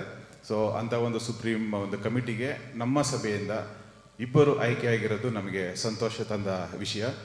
ಸೊ ಅದರಿಂದ ದಯಮಾಡಿ ಗ್ರೇಟ್ಫುಲ್ ಅಯ್ಯನವರು ಹಾಗೂ ನಿತಿನ್ ಥಾಮಸ್ ರವರು ಮುಂದೆ ಬಂದು ನಮ್ಮ ಒಂದು ಚಿಕ್ಕ ಒಂದು ಸನ್ಮಾನ ಸ್ವೀಕರಿಸಬೇಕೆಂದು ಈ ಮೂಲಕ ಕೇಳಿಕೊಳ್ತಾ ಇದ್ದೇವೆ.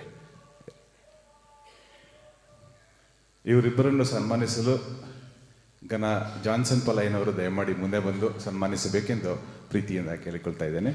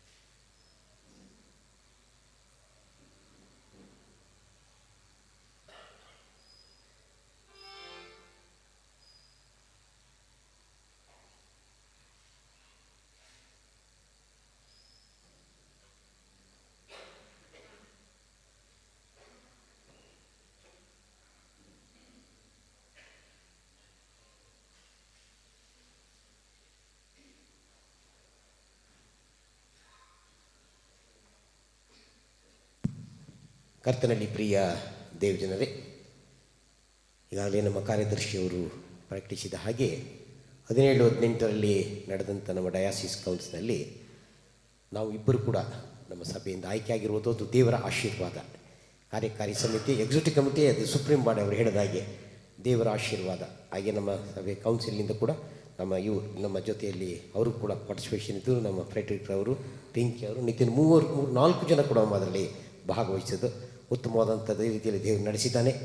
ನಮ್ಮನ್ನು ಆಯ್ಕೆಯಾದಂಥ ಆ ಒಂದು ಕಾರ್ಯವನ್ನು ಗಮನದಲ್ಲಿಟ್ಟುಕೊಂಡು ನಮಗೆ ನೀವು ಸನ್ಮಾನ ನೀಡಿದ್ದಕ್ಕಾಗಿ ನಾನು ವೈಯಕ್ತಿಕವಾಗಿ ನಿತಿನ್ ಪರವಾಗಿ ಸಭಾಪಾಲನಾ ಸಮಿತಿಯ ಸದಸ್ಯರಿಗೆ, ಸಭೆಯವರಾದ ನಿಮ್ಮೆಲ್ಲರಿಗೂ ಕೂಡ ತುಂಬು ಹೃದಯದ ಧನ್ಯವಾದಗಳನ್ನು ಸಮರ್ಪಿಸ್ತೇನೆ.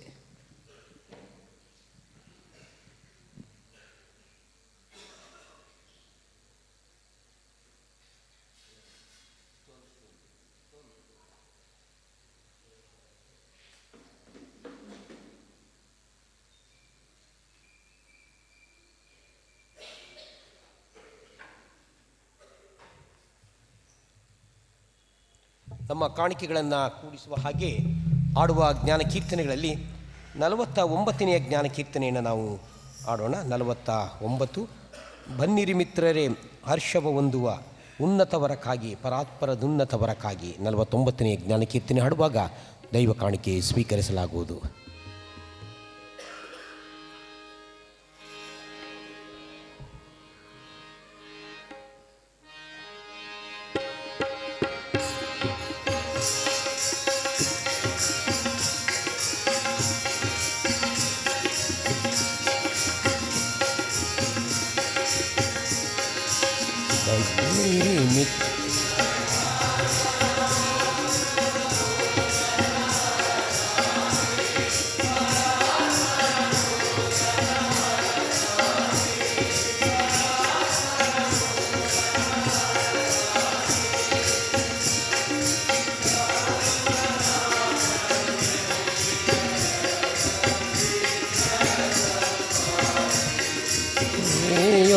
ಕಿನ್ನರ ಸಲುವಾಗಿ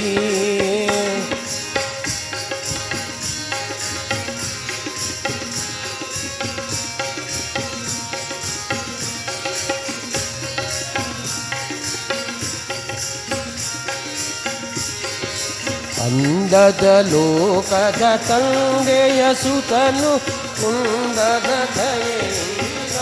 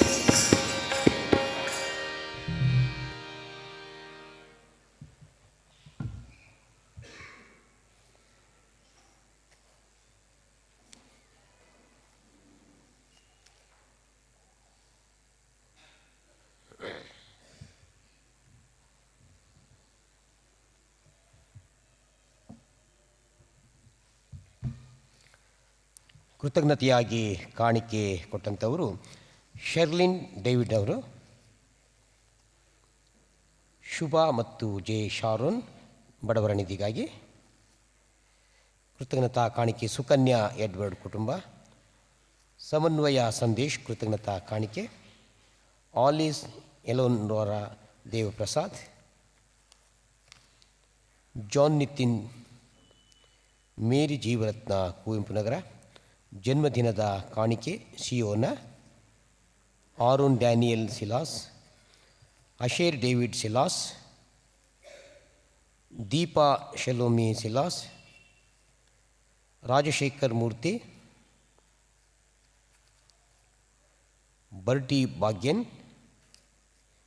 ಜಾನ್ ಅಂತೋಣಿ. ಮನೋಹರ್ ಜೇಮ್ಸ್ ಜನ್ಮದಿನ ಕಾಣಿಕೆ. Irish Nelina. ಮೋಹನ್ ರಾಜ್.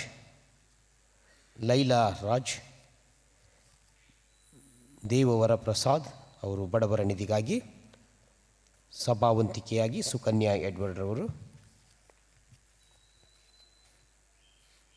ಜನನ ದಿನದ ಕಾಣಿಕೆ ಲೆನಿನ್ ರೇನಿಯಲ್. ಕೃತಜ್ಞತಾ ಕಾಣಿಕೆ ಡ್ಯಾನಿಯಲ್ ಪ್ರೀತಮ್. ಕೃತಜ್ಞತಾ ಕಾಣಿಕೆ ಕೆವಿನ್. ಕೃತಜ್ಞತಾ ಕಾಣಿಕೆ ಸ್ಟೀಫಿನ್ ಪಾಲ್. ಇವರೆಲ್ಲನ್ನ ನಮ್ಮ ಪ್ರಾರ್ಥನೆಯಲ್ಲಿ ಸ್ಮರಿಸಿಕೊಳ್ಳೋಣ.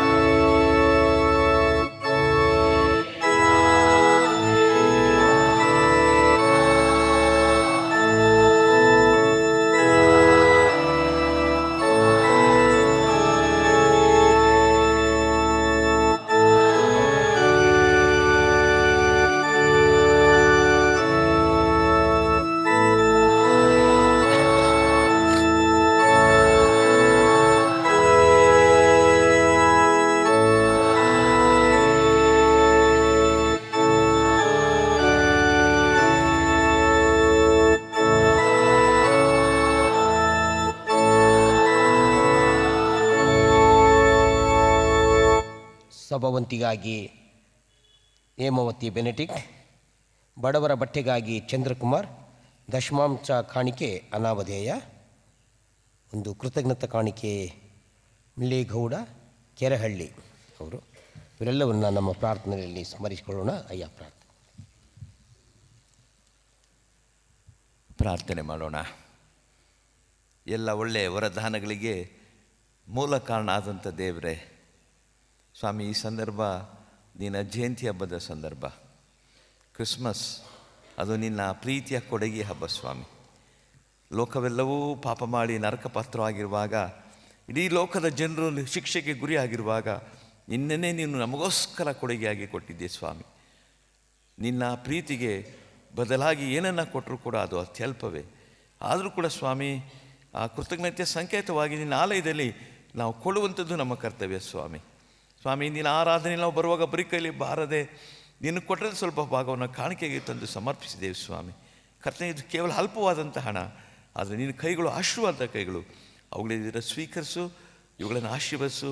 ನಿನ್ನ ಸೇವೆಯಲ್ಲಿ ನೀನು ಬಳಸಿಕೊಂಡು ನಿಮ್ಮ ಮಹಿಮೆ ಒಂದು ಸ್ವಾಮಿ. ಅದೇ ಸಂದರ್ಭದಲ್ಲಿ ನಮ್ಮಿಂದ ಬಯಸುವಂಥದ್ದು ಸ್ವಾಮಿ ಕೇವಲ ಹಣದ ರೂಪದ ಕಾಣಿಕೆಯಲ್ಲ, ನಿನ್ನ ಪ್ರೀತಿಗೆ ಬದಲಾಗಿ ನಮ್ಮನ್ನೇ, ನಮ್ಮ ದೇಹಾತ್ಮಗಳನ್ನೇ, ನಮ್ಮ ಹೃದಯಂತಕ್ಕಂಥ ಕಾಣಿಕೆ ನಿನಗೆ ಸಮರ್ಪಿಸಿ ನೀನು ಮೆಚ್ಚುವಂಥ ರೀತಿಯಲ್ಲಿ ಜೀವಿಸಲಿಕ್ಕಾವಂಥ ಕೃಪೆ ನಮಗೆ ದಯಪಾಲಿಸಿಕೊಡು ಸ್ವಾಮಿ.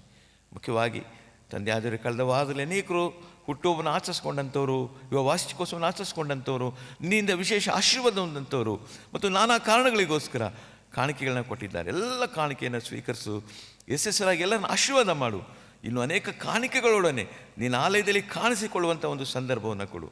ವಿಶೇಷವಾಗಿ ಯೇಸುವೆ, ಈ ಕ್ರಿಸ್ಮಸ್ ಹಬ್ಬ ಸಂದರ್ಭದಲ್ಲಿ ನಿನ್ನ ಪ್ರೀತಿಯ ಕಾಣಿಕೆ ಆದಂಥ ನಿನ್ನನ್ನೇ ನಮ್ಮ ಹೃದಯದ ರಾಜನಾಗಿ ಸ್ವೀಕರಿಸಿ ಈ ಲೋಕದ ನಿನಗೋಸ್ಕರ ಜೀವಿಸಲಿಕ್ಕಾವಂಥ ಕೃಪೆ ನಮಗೆ ದಯಪಾಲಿಸಿಕೊಡಬೇಕೆಂದು ಯೇಸು ಸ್ವಾಮಿಯವರ ದಿವ್ಯ ನಾಮದಲ್ಲಿ ಬೇಡ್ತೇನೆ ದೇವರೇ, ಆಮೇಲೆ.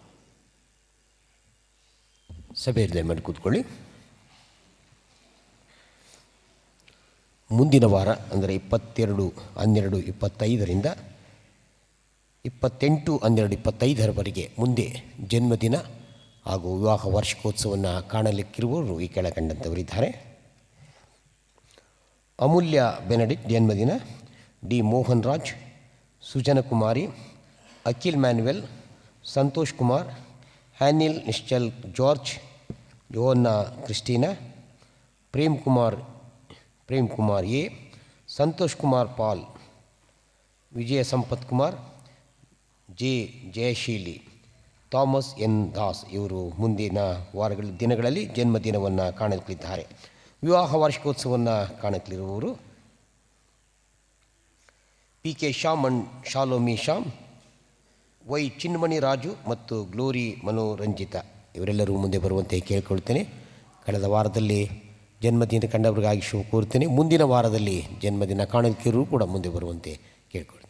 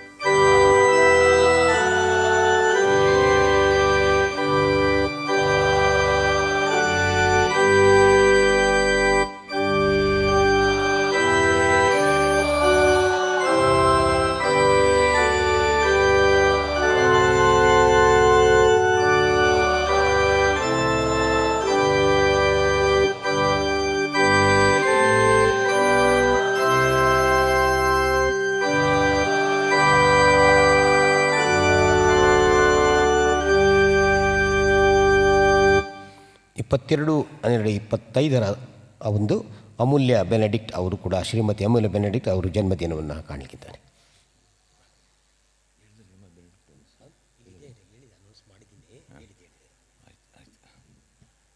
ಪ್ರಾರ್ಥನೆ ಮಾಡೋಣ.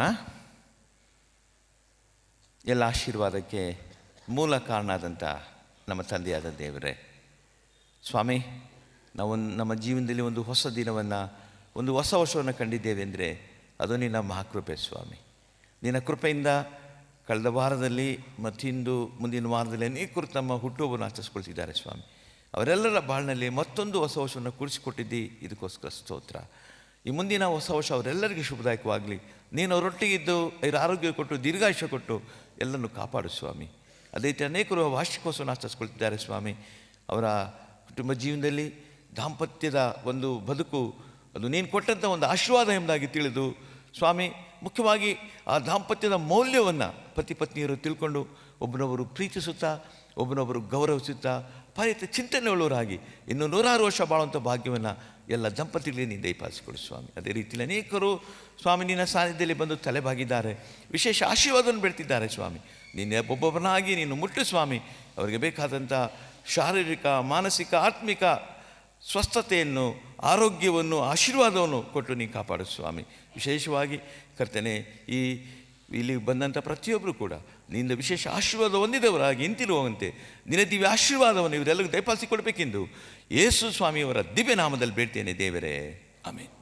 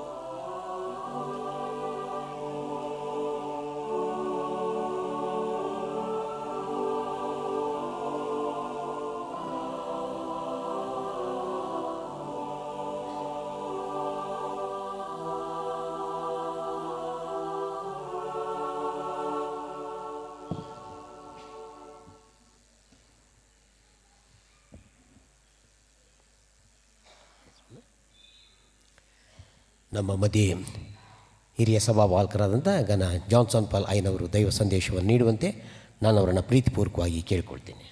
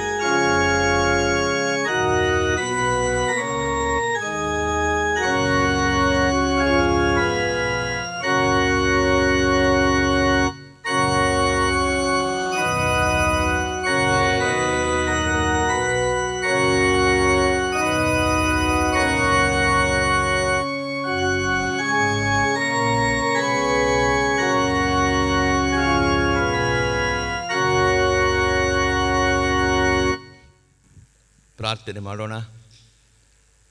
ಕೃಪಾಳು ದೇವರೇ, ನಿನ್ನ ಮಹಾಕೃಪೆಯಿಂದ ಮತ್ತೊಂದು ಈ ಭಾನುವಾರವನ್ನು ಕಂಡು ನಿನ್ನಾಲಯದಲ್ಲಿ ಕೂಡಿ ಬಂದು ನಿನ್ನಾರಾಧಿಸುವಂಥ ಒಂದು ಅವಕಾಶ ನಮಗೆ ಕೊಟ್ಟಿದ್ದಿ ಸ್ವಾಮಿ, ಸ್ತೋತ್ರ. ಮುಖ್ಯವಾಗಿ ಇವತ್ತು ನಿನ್ನ ವಾಕ್ಯವನ್ನು ಧ್ಯಾನ ಮಾಡುವಾಗ ಈ ವಾಕ್ಯ ಪ್ರಸಂಗದ ಮೂಲಕ ನಮ್ಮ ಜೊತೆಯಲ್ಲಿ ಮಾತಾಡು ಸ್ವಾಮಿ. ಯೇಸು, ಇದು ನಿನ್ನ ವಾಕ್ಯಗಳು, ನಿನ್ನಾತ್ಮನ ಪ್ರೇರಣೆಯಿಂದ ಬರೆಯಲ್ಪಟ್ಟಂಥ ವಾಕ್ಯಗಳು. ನಮ್ಮ ಸ್ವಂತ ಜ್ಞಾನ ಸಾಮರ್ಥ್ಯದ ಮೂಲಕ ಈ ವಾಕ್ಯಗಳ ಮರ್ಮವನ್ನು ಗ್ರಹಿಸಲಾರು ಸ್ವಾಮಿ. ನಿನ್ನ ಆತ್ಮನ ಮಳೆಯ ಮೇಲೆ ಸುರಿಸಪ್ಪ. ನಿನ್ನ ಆತ್ಮನ ಸಹಾಯದಿಂದ ನಿನ್ನ ವಾಕ್ಯದ ಗೂಢಾರ್ಥವನ್ನು ಗ್ರಹಿಸಿಕೊಳ್ಳುವಂಥ ಅವಕಾಶ ಕೊಡು. ನಿನ್ನ ವಾಕ್ಯವನ್ನು ಕೇಳುವುದಕ್ಕೆ ನಮ್ಮ ಕಿವಿಗಳನ್ನು ತೆರೆ ಮಾಡು. ನಿನ್ನ ವಾಕ್ಯವನ್ನು ಕಂಡುಕೊಳ್ಳುವಂತೆ ನಮ್ಮ ಆತ್ಮಿಕ ಕಣ್ಣುಗಳನ್ನು ನೀನು ತೆರೆ ಮಾಡು. ನಿನ್ನ ವಾಕ್ಯವನ್ನು ಸ್ವೀಕರಿಸೋದಕ್ಕೆ ವಿಧೇಯರಾಗುವಂತೆ ನಮ್ಮ ಹೃದಯಗಳನ್ನು ತೆರೆ ಮಾಡು. ಯೇಸುವೆ, ಈ ವಾಕ್ಯಗಳ ಮೂಲಕ ನಮ್ಮನ್ನು ಆತ್ಮೀಯತೆಯಲ್ಲಿ ಬಲಪಡಿಸಿ ನಡೆಸಬೇಕೆಂದು ಯೇಸು ಸ್ವಾಮಿಯವರ ದಿವ್ಯನಾಮದಲ್ಲಿ ಬೇಡ್ತೇವೆ ದೇವರೇ, ಆಮೆನ್. ಯೇಸು ಕ್ರಿಸ್ತನಲ್ಲಿ ಅತಿ ಪ್ರೀತಿಯುಳ್ಳ ದೇವಜನರೇ, ತಮ್ಮೆಲ್ಲರಿಗೆ ಮುಂಜಾನೆಯ ವಂದನೆಗಳು. ಈ ದಿನದ ಧ್ಯಾನಕ್ಕೆ ನಮ್ಮ CSI ಆಲ್ಮೆನಿಕ್ ಪ್ರಕಾರ ನೇಮಕವಾಗಿರ್ತಕ್ಕಂಥ ವಿಷಯ ಯಾವುದಂದರೆ ಮಾರನಾಥ, ಲೈಫ್ ಇನ್ ವೆಯ್ಟಿಂಗ್ ಎಂಬುದಾಗಿ. Maranatha, life in waiting. ಕರ್ತನಾದ ಯೇಸುವೇ ಬಾ, ಕಾಯುವ ಜೀವನ ಎಂಬುದಾಗಿ. Maranatha, life in waiting. England ದೇಶದಲ್ಲಿ 1914ರಿಂದ 18ರವರೆಗೆ ನಮ್ಮೆಲ್ಲರಿಗೂ ಗೊತ್ತಿದೆ ಮೊದಲನೇ ಮಹಾಯುದ್ಧ ನಡೆಸಲ್ಪಡ್ತು. ಆ ಸಂದರ್ಭದಲ್ಲಿ ಜಿಮ್ ಮತ್ತು ಜಿಲ್ ಅಂತ ಗಂಡ ಹೆಂಡತಿ ಇದ್ರಂತೆ. ಅವ್ರಿಗೆ ಒಬ್ಬನೇ ಮಗ ಜಾನ್ ಅಂತ, ಸಣ್ಣ ಪ್ರಾಯದವನು, 2-3 ವರ್ಷ. ಆದರೆ ಜಿಮ್, ಆತನು ಒಬ್ಬ ಮಿಲಿಟರಿ ಮ್ಯಾನ್, ಯುದ್ಧಕ್ಕೆ ಹೋಗಬೇಕಾಯ್ತು. ಇದ್ದಕ್ಕಿದ್ದ ಹಾಗೆ ಮಹಾರಾಣಿಯಿಂದ ಕರೆ ಬಂತು, ಯುದ್ಧಕ್ಕೆ ಹೋಗಬೇಕು, ಪ್ರಪಂಚದ ಮಹಾಯುದ್ಧ ನಡೀತಾ ಇದೆ, ನೀವು ಹೋಗಬೇಕೆಂಬುದಾಗಿ. ಸಣ್ಣ ಪ್ರಾಯದಂಥ ಆ ಮಗ ಕೇಳ್ತಾ ಇಲ್ಲ, ಡ್ಯಾಡಿ ಹೋಗಬೇಡಿ ಅಂತಾನೆ. ಆದರೆ ಅದಕ್ಕೆ ವಿಧೇಯನಾಗಿ ಆತನು ಹೋಗಲೇಬೇಕಾದಂಥ ಪರಿಸ್ಥಿತಿ ಬಂತು. ಆದರೆ ಅವನೊಂದು ಯೋಜನೆ ಮಾಡಿದ್ದಂತೆ, ಒಂದು ದೊಡ್ಡ ಫೋಟೋ, ಜಿಮ್ದೊಂದು ಫೋಟೋ ತಯಾರು ಮಾಡಿ ಅವ್ರಿಗೆ ಎದುರು ಕಾಣೋಂಗೆ ಅಲ್ಲಿಟ್ಬಿಟ್ಟು, ನೋಡಪ್ಪ ನಿಮ್ಮ ಡ್ಯಾಡಿ ಅಲ್ಲಿ ಯುದ್ಧಕ್ಕೆ ಹೋಗಿದ್ರು, ನಿನ್ನ ಎದುರಿಗೆ ಇರ್ತಾರೆ, ಆದಷ್ಟು ಬೇಗ ಬಂದುಬಿಡ್ತಾರೆ, ನೀನು ತಾಳ್ಮೆಯಿಂದ ಕಾಯ್ತಾ ಇರಬೇಕು ಅಂತೇಳಿ ಆತನಿಗೆ ಜಾನ್ಗೆ ಹೇಳಿ ಜಿಮ್ ಯುದ್ಧ ಕೊಟ್ಟೋದ. ಯುದ್ಧ ಭಾಳ ಘೋರವಾಗಿ ನಡೀತಾ ಇತ್ತು. ಪ್ರಾರಂಭದ ದಿನಗಳಲ್ಲಿ ಆತನು ವಾರಕ್ಕೊಂದೊಂದು ಪತ್ರ ಬರೀತಾ ಇದ್ದಂತೆ, ಮಗನಿಗೋಸ್ಕರ, ಹೆಂಡತಿಗೋಸ್ಕರ. ಆಮೇಲೆ ಪತ್ರ ನಿಂತೋಯ್ತು, ಯುದ್ಧ ಜೋರಾಯಿತು. ಸೈನಿಕರು ಎಲ್ಲೆಲ್ಲೂ ಇದ್ದಾರೆ ಅಂತ ಗೊತ್ತಿಲ್ಲ, ಕೆಲವರದ್ದು ಮಾಹಿತಿ ಇಲ್ಲ, ಜಿಮ್ದು ಮಾಹಿತಿ ಇಲ್ಲ. ಅನೇಕ ವರ್ಷ ಆಯಿತು. ಆದರೆ ಜಾನ್ ಮಾತ್ರ ಪ್ರತಿನಿತ್ಯ ಸ್ಕೂಲ್ಗೆ ಹೋಗುವಾಗ ಆ ಫೋಟೋದ ಮುಂದೆ ಬಂದು, ಡ್ಯಾಡಿ ಬೇಗ ಬನ್ನಿ, ಡ್ಯಾಡಿ ಬೇಗ ಬನ್ನಿ, ಕಮ್ ಡ್ಯಾಡಿ ಅಂಥೇಳಿ ಆತನು ಡ್ಯಾಡಿಯ ಬರುವಿಕೆನೇ ನಿರೀಕ್ಷಿಸ್ತಾ ಶಾಲೆಗೆ ಹೋಗ್ತಿದ್ದಂತೆ. ಹೀಗೆ ಕೆಲವು ದಿನಗಳಾಯಿತು, ವರ್ಷಗಳಾಯಿತು, ಸುದ್ದಿ ಇಲ್ಲ. ಕೊನೆಗೆ ಆದರೆ ಜಾನ್ ಮಾತ್ರ ಪ್ರತಿನಿತ್ಯ ತಂದೆಯ ಫೋಟೋ ಮುಂದೆ ಹೋಗೋದು, ಡ್ಯಾಡಿ ಯಾವಾಗ ಬರ್ತೀರಾ, ಬೇಗ ಬನ್ನಿ, ಕಾಯ್ತಾ ಇದ್ದೀರಿ, ನಿಮಗೋಸ್ಕರ ಕಾಯ್ತಾ ಇದ್ದೀನಿ, ಬೇಗ ಬನ್ನಿ ಅಂಥೇಳಿ ಬಹಳ ತಾಳ್ಮೆಯಿಂದ ನಿರೀಕ್ಷೆಯಿಂದ ತಂದೆಯ ಬರುವಿಕೆಯನ್ನು ಕಾಯ್ತಾ ಇದ್ದಂತೆ.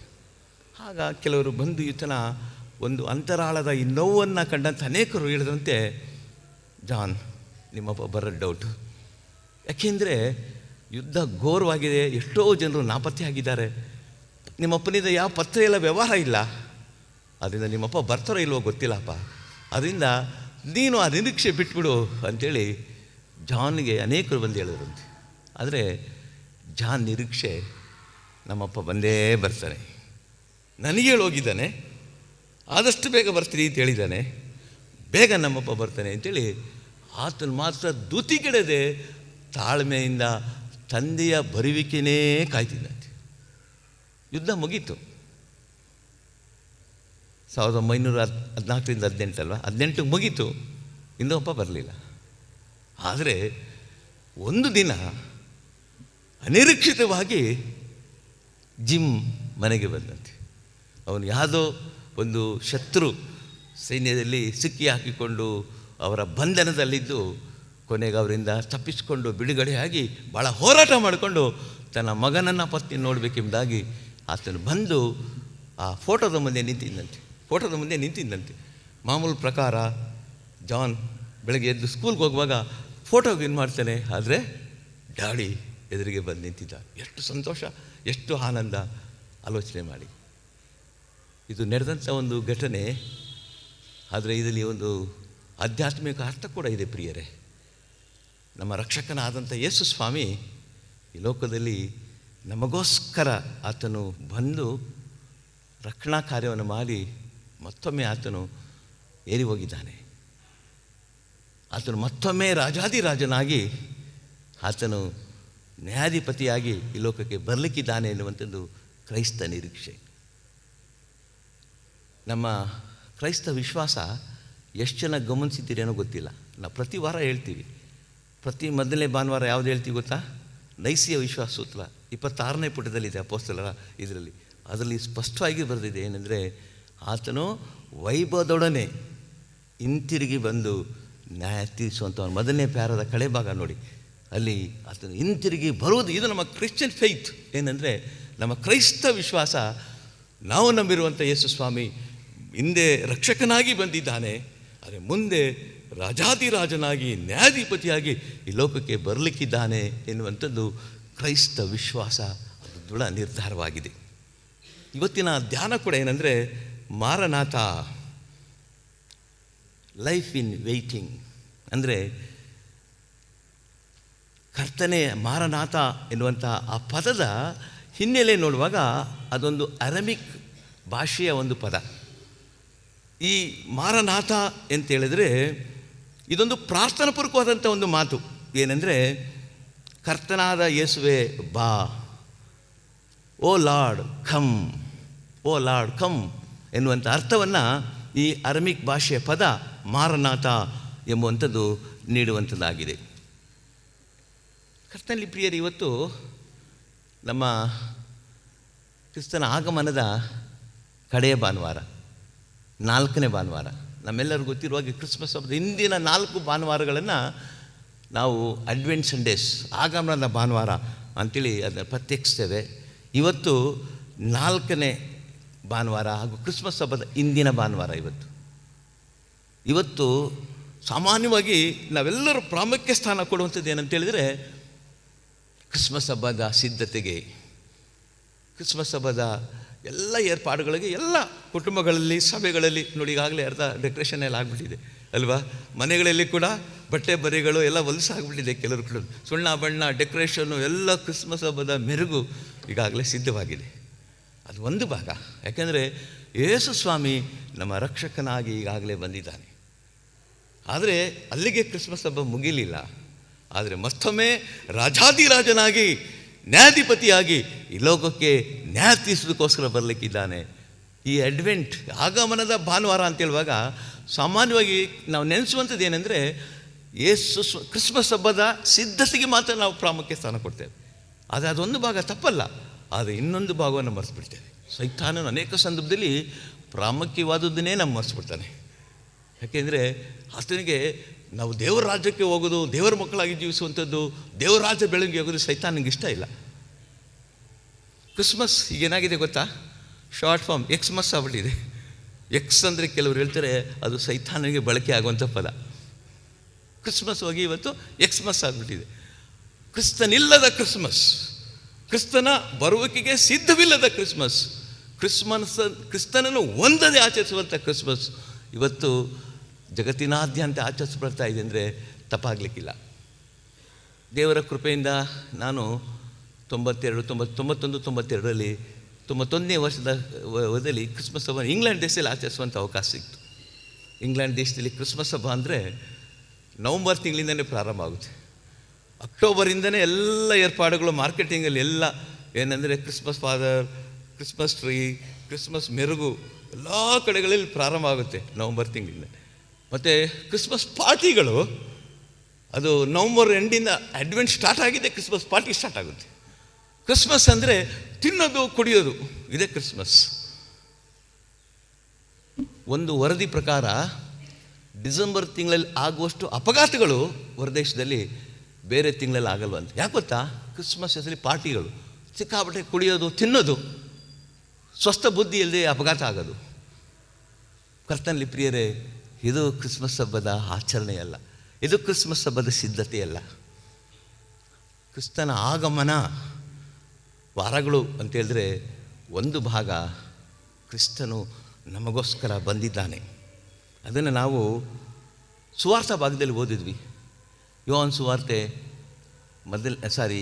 ಸುವಾರ್ತೆ 1ನೇ ಅಧ್ಯಾಯ 14ನೇ ವಚನ. ಈ ರೀತಿಯಲ್ಲಿ ಏನಂದರೆ, ಆ ವಾಕ್ಯವೆಂಬುವನು ನರವತಾರ ಎತ್ತಿ ನಮ್ಮ ಮಧ್ಯದಲ್ಲಿ ವಾಸ ಮಾಡಿದನು, ನಾವು ಆತನ ಮಹಿಮೆಯನ್ನು ನೋಡಿದೆವು, ಆ ಮಹಿಮೆಯು ತಂದೆಯ ಬಳಿಯಿಂದ ಬಂದ ಒಬ್ಬನೇ ಮಗನಿಗೆ ಇರತಕ್ಕ ಮಹಿಮೆ, ಆತನು ಕೃಪೆಯಿಂದಲೂ ಸತ್ಯದಿಂದಲೂ ತುಂಬಿದವನಾಗಿದ್ದನು ಎಂಬುದಾಗಿ. ಅದರಿಂದ ಆ ವಾಕ್ಯವೆಂಬುವನು ನರವತಾರ ಎತ್ತಿ ನಮ್ಮ ಮಧ್ಯದಲ್ಲಿ ವಾಸ ಮಾಡಿದನು. ಇದು ಚಾರಿತ್ರಿಕ ಘಟನೆ. ಕ್ರಿಸ್ಮಸ್ ಅದು ಚಾರಿತ್ರಿಕ ಘಟನೆ. ಯೇಸು ಸ್ವಾಮಿ ವಾಕ್ಯವೆಂಬ ನರಾವತಾರವೆತ್ತಿ ನಮ್ಮ ಮಧ್ಯದಲ್ಲಿ ವಾಸ ಮಾಡಿದನು. ಆದರೆ ಇನ್ನೊಂದು ಭಾಗ, ಪತ್ರಿಕಾ ಭಾಗದಲ್ಲಿ ಓದಂಥ ಭಾಗ, ಯೋಹಾನನ ಪ್ರಕಟಣೆ 22ನೇ ಅಧ್ಯಾಯ 6ನೇ ವಚನದಲ್ಲಿ ಒಂದು ಮಾತುಂಟು. ಕಡೇ ಭಾಗದಲ್ಲಿ ಏನಂದರೆ, ಈಗೋ ಬೇಗನೆ ಬರುತ್ತೇನೆ. 6ನೇ ವಚನದ ಕಡೇ ಭಾಗ, ಈಗ ಬೇಗನೆ ಬರುತ್ತೇನೆ. ಮತ್ತು 20ನೇ ವಚನದಲ್ಲಿ ಒಂದು ಮಾತುಂಟು, ಏನು ಹೇಳಿ, ನಿಜವಾಗಿ ಬೇಗನೆ ಬರುತ್ತೇನೆ ಎಂದು ಹೇಳುತ್ತಾನೆ, ಹಾಗೆ ಆಗಲಿ ಕರ್ತನಾದ ಯೇಸುವೇ ಬಾ. ನೋಡಿ, ಕಡೆಯ ಮಾತು ಕೂಡ ಯಾವುದಂತಂದರೆ ಬೇಗನೆ ಬರುತ್ತೇನೆ ಮತ್ತು ಹಾಗೆ ಆಗಲಿ ಕರ್ತನಾದ ಯೇಸುವೇ ಬಾ. ಕ್ರಿಸ್ಮಸ್ ಹಬ್ಬದ ಸಂದೇಶ, ಕರ್ತನಲ್ಲಿ ಪ್ರಿಯರೇ, ಈ ಆಗಮನದ ಒಂದು ಸಂದೇಶ, ಯೇಸು ಸ್ವಾಮಿ ಈಗಾಗಲೇ ಬಂದಿದ್ದಾನೆ. ಆತನು ರಕ್ಷಕನಾಗಿ, ಯೇಸು ಕನ್ನನಾಗಿ ಬೆತ್ಲೆಹೇಮ್ ದನದ ಕೊಟ್ಟಿಗೆಯಲ್ಲಿ 2000 ವರ್ಷಗಳ ಹಿಂದೆ ಆತನು ಹುಟ್ಟಿ ಬಂದಿದ್ದಾನೆ. ಆದರೆ ಆತನು ಹುಟ್ಟಿ ಬಂದದ್ದು ಕೇವಲ ಬೆತ್ಲೆಹೇಮ್ ದನದ ಕೊಟ್ಟಿಗೆಯಲ್ಲಿ ಇರಬೇಕೆಂಬುದಾಗಿ ಅಲ್ಲ. ಆತನ ಉದ್ದೇಶ ನಮ್ಮೊಬ್ಬರ ಹೃದಯದಲ್ಲಿ ಆತನು ಜನಿಸಬೇಕು. ಈಗಾಗಲೇ ಕ್ರಿಸ್ಮಸ್ ಹಬ್ಬದ ಸಿದ್ಧತೆಗಳು ನಡೀತಾ ಇದೆ ಅಲ್ವಾ? ಸುಣ್ಣ ಬಣ್ಣ ಆಗಿದೆ, ಬಟ್ಟೆ ಬರೆ ಆಗಿದೆ, ತಿಂಡಿ ತೀರ್ಥ. ಒಬ್ಬರು ಮನೆಗೆ ಹೋಗಿದ್ದೆ, ಯಾರೋ ಹೇಳ್ತಿದ್ರು, ಅಯ್ಯ ಈ ಸಲ ಕ್ರಿಸ್ಮಸ್ಗೆ ಕೇಟ್ರಿಂಗ್ಗೆ ಏನೇನಾಗಬೇಕು ಐಟಮ್ಸ್ ಎಲ್ಲ ಒಬ್ರಿಗೆ ಆರ್ಡ್ರ್ ಕೊಟ್ಬಿಡ್ತೀನಿ ರಯ್ಯ, ಒಂದು 100 ಜನಕ್ಕೆ ಅರೇಂಜ್ ಮಾಡ್ತಾಯಿದ್ದೀನಿ ಅಂದರು. ಭಾಳ ಸಂತೋಷ. ಅಷ್ಟೇನಾ ಅಂದೆ. ಅದಕ್ಕೆ ಹೌದ್ರಯ್ಯ, ಇನ್ನೇನಯ್ಯ, ಬಟ್ಟೆ ಆಗೋಯ್ತು, ಒಂದು ಸೂಟ್ ಹೊಲ್ಸ್ಕೊಬಿಟ್ಟಿದ್ದೀನಿ, ಹೆಂಡ್ತಿಗೊಂದು ಸಿಲ್ಕ್ ಸೀರೆ ಕೊಟ್ಬಿಟ್ಟಿದ್ದೀನಿ, ಮತ್ತು 100 ಜನಕ್ಕೆ ಊಟದ ವ್ಯವಸ್ಥೆ ಮಾಡ್ತಾಯಿದ್ದೀನಿ, ಫ್ರೆಂಡ್ಸ್ನೆಲ್ಲ ಕರೆಸಿ ಒಂದು ದೊಡ್ಡ ಕ್ರಿಸ್ಮಸ್ ಪಾರ್ಟಿ ಮಾಡ್ತೀನಿ, ಸಾಕಲ್ವಯ್ಯ? ಅದು ಸಾಕು. ಒಂದು ಅದು ಇನ್ನೊಂದು, ನಿಮ್ಮ ಹೃದಯವನ್ನು ಸಿದ್ಧಪಡಿಸಿಕೊಂಡು ಯೇಸು ಸ್ವಾಮಿಯೊಂದಿಗೆ ಕ್ರಿಸ್ಮಸ್ ಆಚರಿಸ್ತಾ ಇದ್ದೀರಾ ಅಂತ ಕೇಳುವಾಗ ಅದಕ್ಕೆ ಅಯ್ಯೋ ಅದು ನಾವೆಲ್ಲ ಯೋಚನೆ ಮಾಡಿಲ್ಲ ಇವರೇ. ಅಂದರೆ ಕೆಲವು ಸಂದರ್ಭದಲ್ಲಿ ಕರ್ತನಲ್ಲಿ ಪ್ರಿಯರೇ, ಕ್ರಿಸ್ತನಿಲ್ಲದ ಕ್ರಿಸ್ಮಸ್, ನಾನು ಹಿಂಗೆ ಒಂದು ಸಭೆಯಲ್ಲಿ ಕೆಲಸ ಮಾಡ್ತಾ ಇರೋಂಥ ಸೇವೆ ಮಾಡ್ತಾ ಇರೋ ಸಂದರ್ಭದಲ್ಲಿ ಒಬ್ಬರು ಹೇಳಿದ್ರು, ಅಯ್ಯ ಈ ವರ್ಷ ಕ್ರಿಸ್ಮಸ್ ಭಾಳ ಚೆನ್ನಾಗಾಯ್ತಯ್ಯ. ಏನು ಚೆನ್ನಾಗಾಯ್ತು? ಅಯ್ಯ ನಾವು ಈ ಸಲ ತುಂಬ ಐಟಮ್ಸ್ ತಿಂಡಿಗಳೆಲ್ಲ ಮಾಡಿದ್ವಿ, ತುಂಬ ಗೆಸ್ಟ್ಸ್ ಇನ್ವೈಟ್ ಮಾಡಿದ್ವಿ, ಮತ್ತು ಎಲ್ಲ ರೀತಿಯಲ್ಲಿ ಕ್ರಿಸ್ಮಸ್ ಹಬ್ಬದಲ್ಲಿ ಒಂದು ರೀತಿ ಭಾಳ ಕಳೆಯುತ್ತೆ ನಮ್ಮ ಮನೇಲಿ, ತುಂಬ ಸಂತೋಷ ಎಲ್ಲ ಆಯ್ತಯ್ಯ, ಭಾಳ ರೀತಿಯಲ್ಲಿ ಸಿದ್ಧತೆಗಳಾಯ್ತಯ್ಯ. ಹೌದಾ? ಕ್ರಿಸ್ಮಸ್ ಹಬ್ಬದ ಆರಾಧನೆಗೆ ಹೋಗಿದ್ರ? ಅವತ್ತು ಹೋಗೇ ಆಗಲಿಲ್ಲ ಅಯ್ಯ ಕ್ರಿಸ್ಮಸ್ ಆರಾಧನೆಗೆ. ಹೌದಾ? ಯಾಕೆ? ತುಂಬ ಜನಕ್ಕೆ ಗೆಸ್ಟ್ ಕರೆದುಬಿಟ್ಟಿದ್ದಲ್ಲ, ಊಟದ ವ್ಯವಸ್ಥೆ ಮಾಡಬೇಕಿತ್ತು, ಮತ್ತು ಅವನ್ನೆಲ್ಲ ನೋಡ್ಕೋಬೇಕಾಗಿತ್ತಲ್ಲ. ಕ್ರಿಸ್ಮಸ್ ಭಾಳ ಚೆನ್ನಾಗಾಯ್ತಂತೆ, ಕ್ರಿಸ್ಮಸ್ ಆರಾಧನೆಗೆ ಹೋಗಿಲ್ಲ ಅವರು. ಈ ರೀತಿ ಕ್ರಿಸ್ಮಸ್ ಹಬ್ಬದ ಆಚರಣೆ. ಕರ್ತನಲ್ಲಿ ಪ್ರಿಯರೇ, ಈ ರೀತಿಯಲ್ಲಿ ಆಚರಿಸೋದಕ್ಕೋಸ್ಕರ ಯೇಸುಸ್ವಾಮಿ ಲೋಕಕ್ಕೆ ಬರಲಿಲ್ಲ. ಇವತ್ತು ಯೇಸುಸ್ವಾಮಿ ಹೆಸರಿನಲ್ಲಿ ತಪ್ಪಾದಂಥ ಜೀವನ ನಡೆಸಲ್ಪಡ್ತಾ ಇದೆ.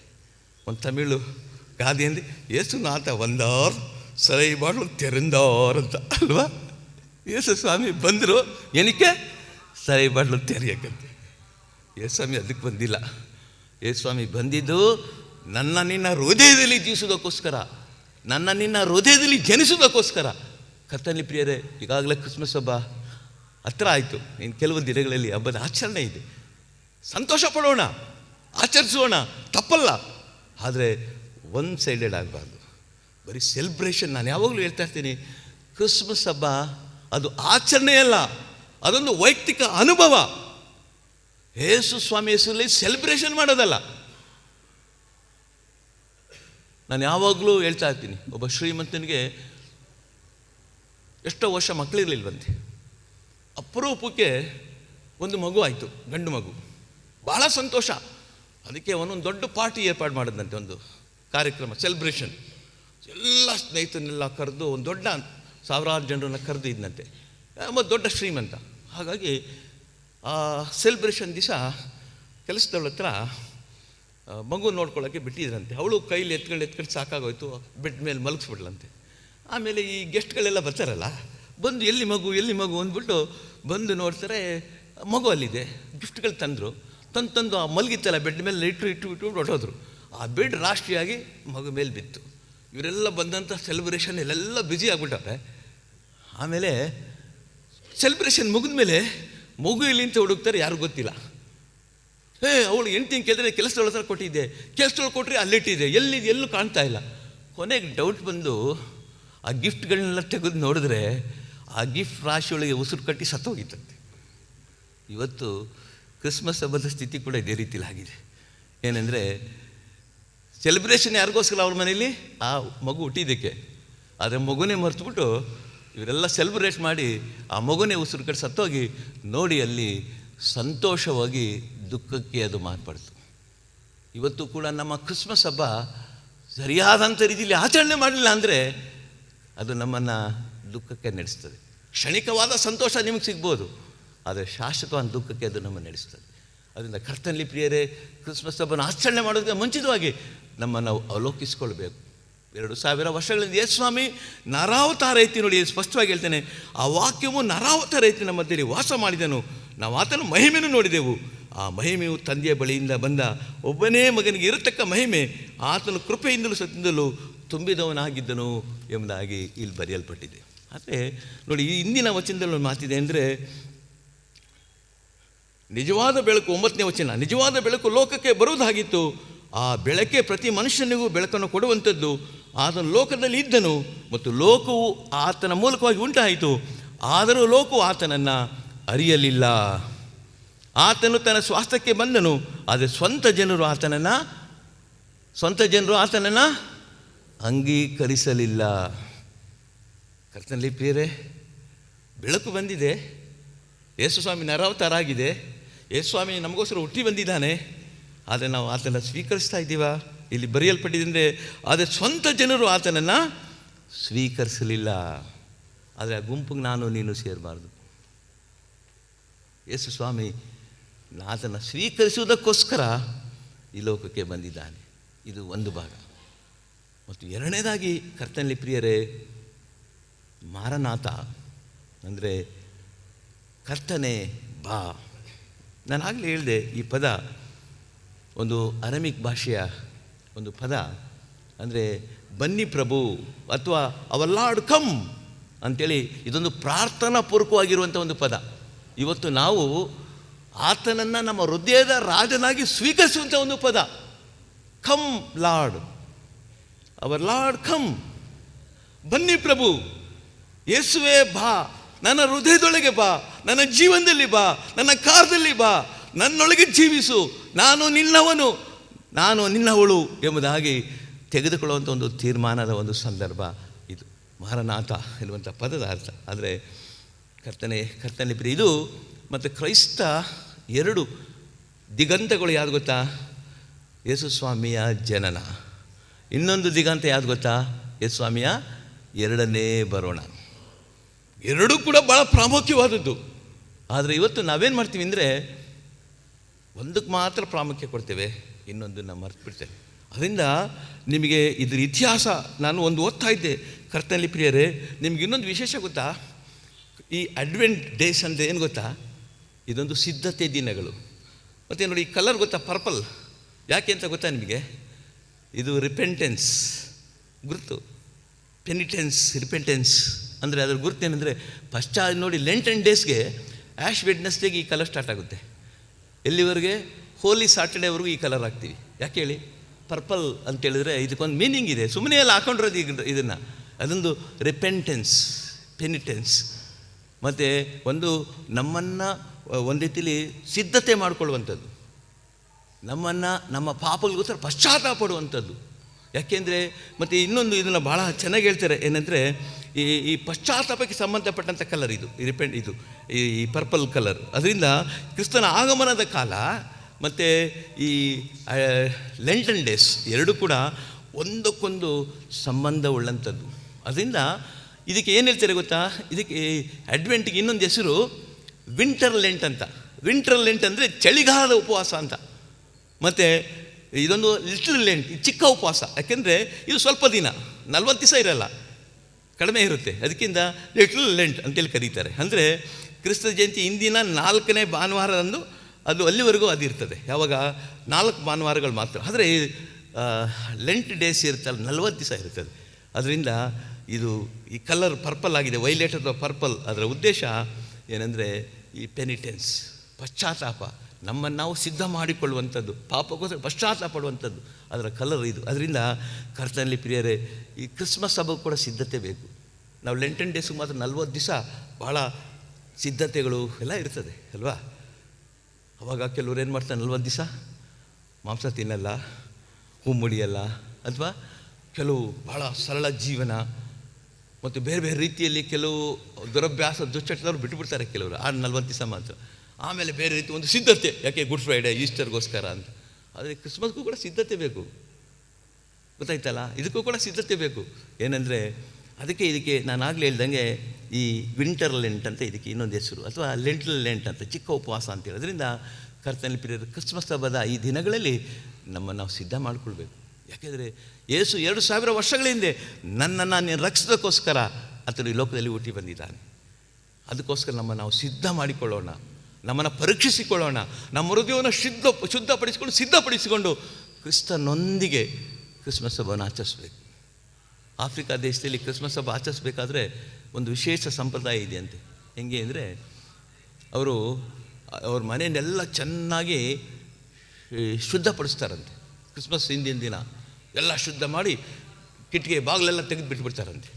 ಒಬ್ಬರು ನಮ್ಮ ಪಾಸ್ಟ್ರು ಒಬ್ಬರು ಯಾರೋ ಅಲ್ಲಿಗೆ ವಿಸಿಟ್ಗೆ ಹೋದವರು ಕೇಳಿದ್ರಂತೆ, ಯಾಕೆ ನೀವೆಲ್ಲ ಈ ಕ್ರಿಸ್ಮಸ್ ಹಿಂದಿನ ದಿವಸ ನೀವೆಲ್ಲ ಬಾಗಿಲು ಕಿಟಕಿ ಎಲ್ಲ ತೆಗೆದು ಮನೆ ಶುದ್ಧ ಮಾಡಿ ಓಪನ್ ಮಾಡಿ ಖಾಲಿ ಬಿಟ್ಬಿಡ್ತೀರಲ್ಲ ಅಂತ ಹೇಳುವಾಗ ಅವ್ರು ಹೇಳಿದ್ರಂತೆ, ಇದರಲ್ಲೊಂದು ಮೀನಿಂಗ್ ಏನಂದರೆ 2000 ವರ್ಷಗಳಿಂದ ಯೇಸು ಸ್ವಾಮಿ ಬೆತ್ಲೆಹೇಮ್ ದನದ ಕೊಟ್ಟಿಗೆಯಲ್ಲಿ ಹುಟ್ಟಿ ಬಂದ, ಇವತ್ತು ಈ ಮನೆಯಲ್ಲಿ ಹುಟ್ಟಬೇಕು, ನಮ್ಮ ಹೃದಯದಲ್ಲಿ ಹುಟ್ಟಬೇಕು. ಅದರ ಸಿಂಬಲ್ ಆಗಿ ನಮ್ಮನೆ ಶುದ್ಧ ಮಾಡಿ ಖಾಲಿಯಾಗಿಬಿಟ್ಟು ಇಲ್ಲಿ ಯೇಸು ಇರಬೇಕು, ಬೇರೆ ಏನೂ ಇರಬಾರ್ದು. ಒಂದು ಕೋಣೆ ಫುಲ್ ಖಾಲಿ ಬಿಟ್ಬಿಡ್ತಾರಂತೆ. ಯಾಕೆಂದರೆ ಅಲ್ಲಿ ಯೇಸು ಸ್ವಾಮಿ ಮುಖ್ಯವಾದಂಥ ಕೋಣೆಯಲ್ಲಿ ಯೇಸು ಅಲ್ಲಿ ಇರಬೇಕು ಅಂತೇಳಿ. ಹಾಗೆ ನಾವು ಕ್ರಿಸ್ಮಸ್ ಹಬ್ಬವನ್ನು ಆಚರಣೆ ಮಾಡುವಾಗ ಕರ್ತವ್ಯ ಒಂದು ಅರ್ಥಪೂರ್ಣವಾಗಿ ಆಚರಿಸ್ಬೇಕು. ಸ್ಟಾರ್ ಯಾಕೆ ಕಟ್ತೀವಿ ಗೊತ್ತಾ? ಸ್ಟಾರ್ ಯಾಕೆ ಬೆತ್ಲೆಹೇಮಿನಲ್ಲಿ ಸ್ಟಾರು ಯಾಕೆ ಹೇಳಿ? ಯೇಸು ಸ್ವಾಮಿ ಅಲ್ಲಿದ್ದಾನೆ ಅಂತ ಜೋಯಿಸರಿಗೆ ಅದು ಮಾರ್ಗ ತೋರಿಸ್ತು, ಇಲ್ಲಿ ಯೇಸು ಸ್ವಾಮಿ ಹುಟ್ಟಿದ್ದಾನೆ ಅಂತ. ನಮ್ಮನೆ ಮೇಲೆ ಸ್ಟಾರ್ ಯಾಕೆ ಕಟ್ತೀವಿ ಗೊತ್ತಾ? ಕೆಲವರು 2-3 ಸ್ಟಾರ್ ಕಟ್ತಾರೆ. ಯಾಕೆ ಕಟ್ತಾರೆ ಹೇಳಿ? ಕೆಲವರು ದೊಡ್ಡ ದೊಡ್ಡ ಅದರಲ್ಲೂ ಚಾಲೆಂಜು, ದೊಡ್ಡ ಸ್ಟಾರು, ಸ್ಟಂಟ್ ಸ್ಟಾರು, ಅದರಲ್ಲೂ ಕಾಂಪಿಟೇಷನ್. ಯಾಕೆ? ಸ್ಟಾರ್ನ ಉದ್ದೇಶ ಏನು? ಯೇಸು ಸ್ವಾಮಿ ಇಲ್ಲಿದ್ದಾನೆ ಅಂತ, ಈ ಮನೇಲಿದ್ದಾನೆ, ಈ ಚರ್ಚಲ್ಲಿದ್ದಾನೆ, ನಮ್ಮ ಮನೇಲಿದ್ದಾನೆ, ನಮ್ಮ ಸಂಸ್ಥೆಯಲ್ಲಿದ್ದಾನೆ ಅಂತ ಸ್ಟಾರ್ ಕಟ್ಟೋದು. ಇದಾನ ನಿಜವಾಗ್ಲೂ ಯೇಸು ಸ್ವಾಮಿ? ಯೇಸು ಸ್ವಾಮಿಗೆ ಅವಕಾಶ ಇದೆಯಾ? ಒಂದು ಕ್ವಶನ್ ಮಾರ್ಕ್. ಆದರೆ ಕರ್ತನ ಪ್ರಿಯರೇ, ಇದು ಅಡ್ವೆಂಟೇಜ್ ಇವತ್ತು ಮುಗಿತ. ಇದು ಕ್ರಿಸ್ತನ ಆಗಮನದ ಕಡೆ ಭಾನುವಾರ. ಈ ಆಗಮನದ ದಿನಗಳು ಮುಗಿತಾ ಬಂದಿದೆ. ಆದರೆ ನಮ್ಮ ಸಿದ್ಧತೆಗಳು ಮುಗಿದಿದೆಯಾ? ಹೊರಗಿನ ಸಿದ್ಧತೆಗಳು ನಡೀತಾ ಇರ್ಬೋದು, ಅದನ್ನು ಹೇಳ್ತಾ ಆಧ್ಯಾತ್ಮಿಕ ಸಿದ್ಧತೆ. ನಾನು ಹೇಳಿದ ಇದು ತಪಸ್ಸಿನ ಕಾಲ.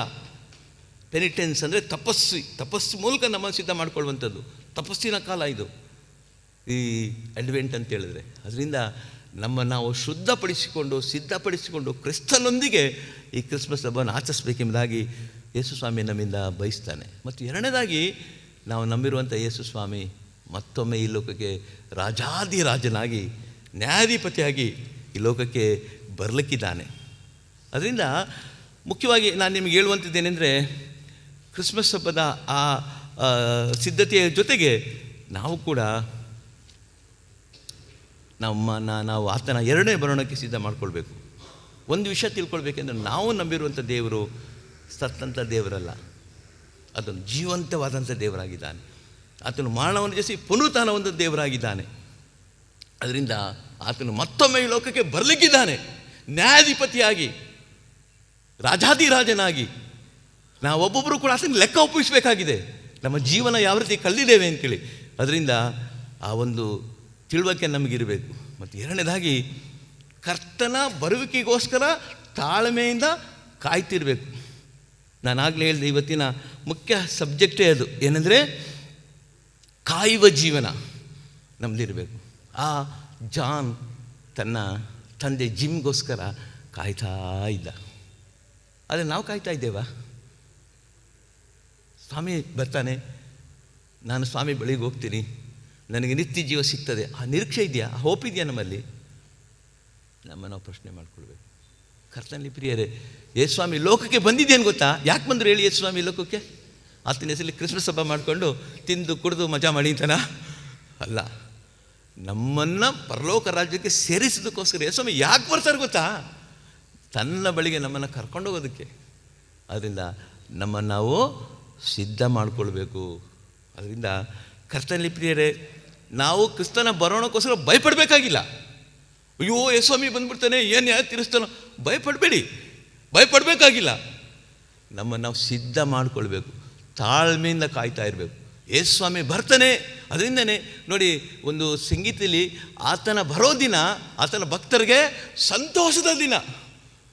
ಯಾರ್ಯಾರು ಸಿದ್ಧವಾಗಿಲ್ವೋ ಅವರಿಗೆ ದುಃಖದ ದಿನ. ನಾವು ಸಿದ್ಧತೆ ಆಗಿದ್ದರೆ ನಮಗೆ ಸಂತೋಷದ ದಿನ. ಒಂದು ವೇಳೆ ಸಿದ್ಧತೆ ಇಲ್ಲ ಅಂದರೆ ನಮಗೆ ದುಃಖದ ದಿನ. ಅದರಿಂದ ಕರ್ತನಲ್ಲಿ ಪ್ರಿಯರೇ, ನಮ್ಮ ಪ್ರಾರ್ಥನೆ ಏನಾಗಿರ್ಬೇಕಂದ್ರೆ, ಮಾರನಾಥ, ಕರ್ತನೆ ಬಾ ಅಂತ. ಆದಿ ಸಭೆಯಲ್ಲಿ ಯಾವಾಗಲೂ ಒಬ್ಬರನ್ನೊಬ್ಬರು ಭೇಟಿ ಮಾಡುವಾಗ ಮಾರನಾಥ ಮಾರನಾಥ ಅಂತ ಹೇಳ್ತಿದ್ರಂತೆ.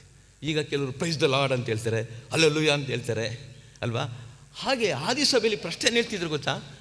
ಮಾರನಾಥ ಮಾರನಾಥ, ಕರ್ತನ ಯೇಸುವೇ ಬಾ, ನಾನು ಹೃದಯದೊಳಗೆ ಬಾ, ನನ್ನ ಜೀವನದಲ್ಲಿ ಬಾ, ನೀನು ಬಾ, ನಾನು ಕರ್ಕೊಂಡೋಗು ಅನ್ನುವಂಥ ಒಂದು ನಿರೀಕ್ಷೆ, ನಂಬಿಕೆ ಆದಿ ಸಭೆಯಿಂದ ಇದೆ. ಆದರೆ ಈ ಸಭೆಗಳೆಲ್ಲ ಮರ್ತೋಗ್ಬಿಟ್ಟಿದೆ ಅದು. ಆದರೆ ಕರ್ತನ ಪ್ರಿಯರು, ಇವತ್ತು ದೇವರ ಆತ್ಮನ್ನು ಎಚ್ಚರಿಸ್ತಾ ಇದ್ದಾನೆ. ನಾವು ಪರೀಕ್ಷಿಸಿಕೊಳ್ಳೋಣ. ಯೇಸು ಸ್ವಾಮಿ ಮನುಷ್ಯಾವತಾರಿಯಾಗಿ 2025 ವರ್ಷದ ಹಿಂದೆ ಆತನು ಹುಟ್ಟಿ ಬಂದಿದ್ದು ನಿಜ, ನಮ್ಮಲ್ಲಿ ವಾಸ ಮಾಡಿದ್ದು ನಿಜ. ಆದರೆ ಮತ್ತೊಮ್ಮೆ ರಾಜಾದಿರಾಜನಾಗಿ ನ್ಯಾಯಾಧಿಪತಿಯಾಗಿ ಈ ಲೋಕಕ್ಕೆ ಬರಲಿಕ್ಕಿದ್ದಾನೆ, ಅದು ಕೂಡ ನಿಜ. ಅದರಿಂದ ಅದಿನ ಯಾವಾಗ ನಮಗೆ ಗೊತ್ತಿಲ್ಲ. ಅದರಿಂದ ಬಹಳ ಸುಂದರವಾದಂಥ ಒಂದು ಮಾತು. ಅದರಿಂದ ನಾವು ಮಾಡಬೇಕಂದ್ರೆ ನಮ್ಮ ಕರ್ತವ್ಯ ಏನಂದರೆ, ಆತನ ಬರೋಣಕ್ಕೆ ನಾವು ಸಿದ್ಧ ಮಾಡ್ಕೊಳ್ಬೇಕು. ಯೇಸು ಸ್ವಾಮಿ ಯಾವಾಗಲೂ ಬರಲಿ. ಕೆಲವರು ಪ್ರಶ್ನೆ ಏನಂದರೆ, ಯೇಸು ಸ್ವಾಮಿ ಯಾವಾಗ ಬರ್ತಾರೆ ಗೊತ್ತೇ ಇಲ್ವಲ್ಲ ಅಂತ. ಆದರೆ ನೋಡಿ, ಅದು ಆ ಅಧಿಕಾರ ನಮ್ಮ ಕೈಲಿಲ್ಲ. ನೀವು ಅಪೊಸ್ತಲ ಕೃತ್ಯಗಳು 1ನೇ ಅಧ್ಯಾಯ 7ನೇ ವಚನ ತೆಗೆರಿ. ಒಂದು ಮಾತುಂಟು, ಏನಂದರೆ, ತಂದೆಯು ತನ್ನ ಸ್ವಂತ ಅಧಿಕಾರದಲ್ಲಿ ಇಟ್ಟುಕೊಂಡಿರುವ ಕಾಲವನ್ನು ಸಮಯವನ್ನು ತಿಳ್ಕೊಳ್ಳೋದು. ಓದಿ ಸ್ವಲ್ಪ ನೋಡಿ ಅದನ್ನು. ಹಾಂ,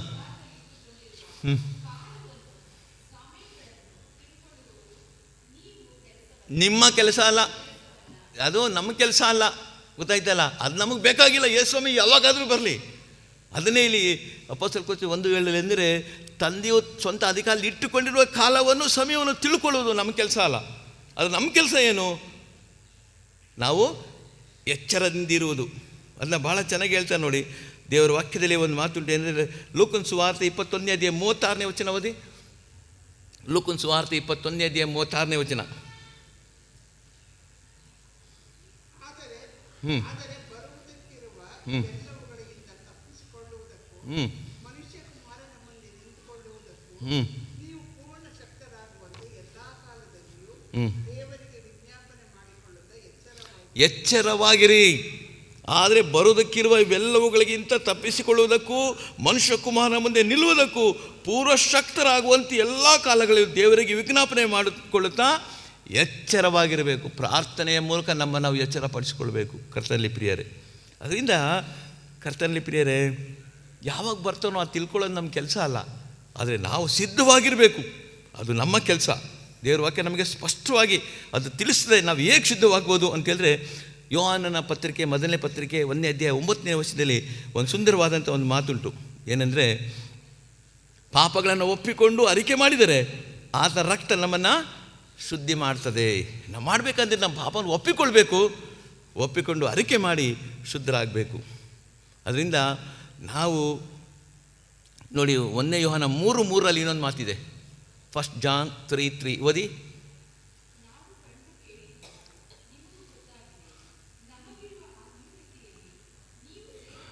ಒಂದು 1ನೇ ಯೋಹಾನ 3:3 ಹಾಂ.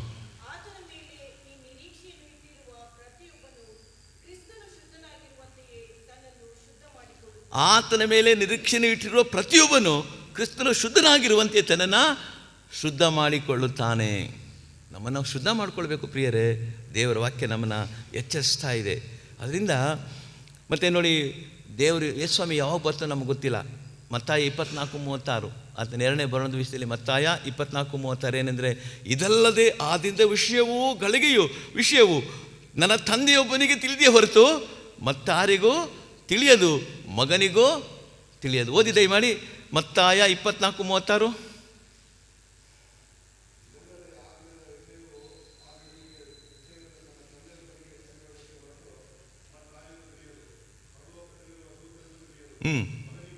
ದೂತರಿಗೂ ಗೊತ್ತಿಲ್ಲ, ಮಗುಗೂ ಗೊತ್ತಿಲ್ಲ, ಯೇಸುಸ್ವಾಮಿ ಯಾವಾಗ ಬರ್ತಾರೋ ಗೊತ್ತಿಲ್ಲ. ಆದರೆ ನಮ್ಮ ಕರ್ತವ್ಯ ಆ ದಿನ ತಿಳ್ಕೊಳ್ಳೋದಲ್ಲ, ಆದರೆ ಸಿದ್ಧವಾಗಿರುವಂಥದ್ದು ಬಹಳ ಪ್ರಾಮುಖ್ಯವಾದಂಥ ಒಂದು ಅಂಶ ಕರ್ತನಲ್ಲಿ ಪ್ರಿಯರೇ.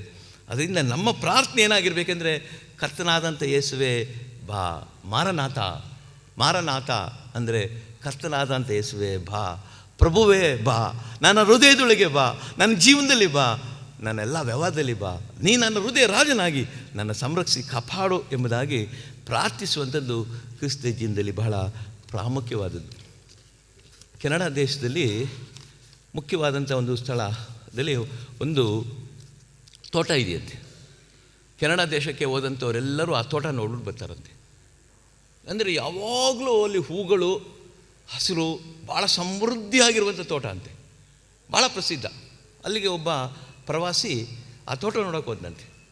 ತೋಟ ನೋಡೋಕೆ ಹೋದಾಗ ಅಲ್ಲಿ ಯಾವಾಗ ಹೋಗಲಿ ಫ್ರೆಶ್ನೆಸ್ಸೇ, ಅಲ್ಲಿ ಕ್ಲೀನಾಗಿರುತ್ತೆ, ಶುದ್ಧವಾಗಿರುತ್ತೆ, ಗಿಡಗಳೆಲ್ಲ ಪೌಷ್ಟಿಕವಾದಂಥ ರೀತಿಯಲ್ಲಿ ಇರ್ತದೆ.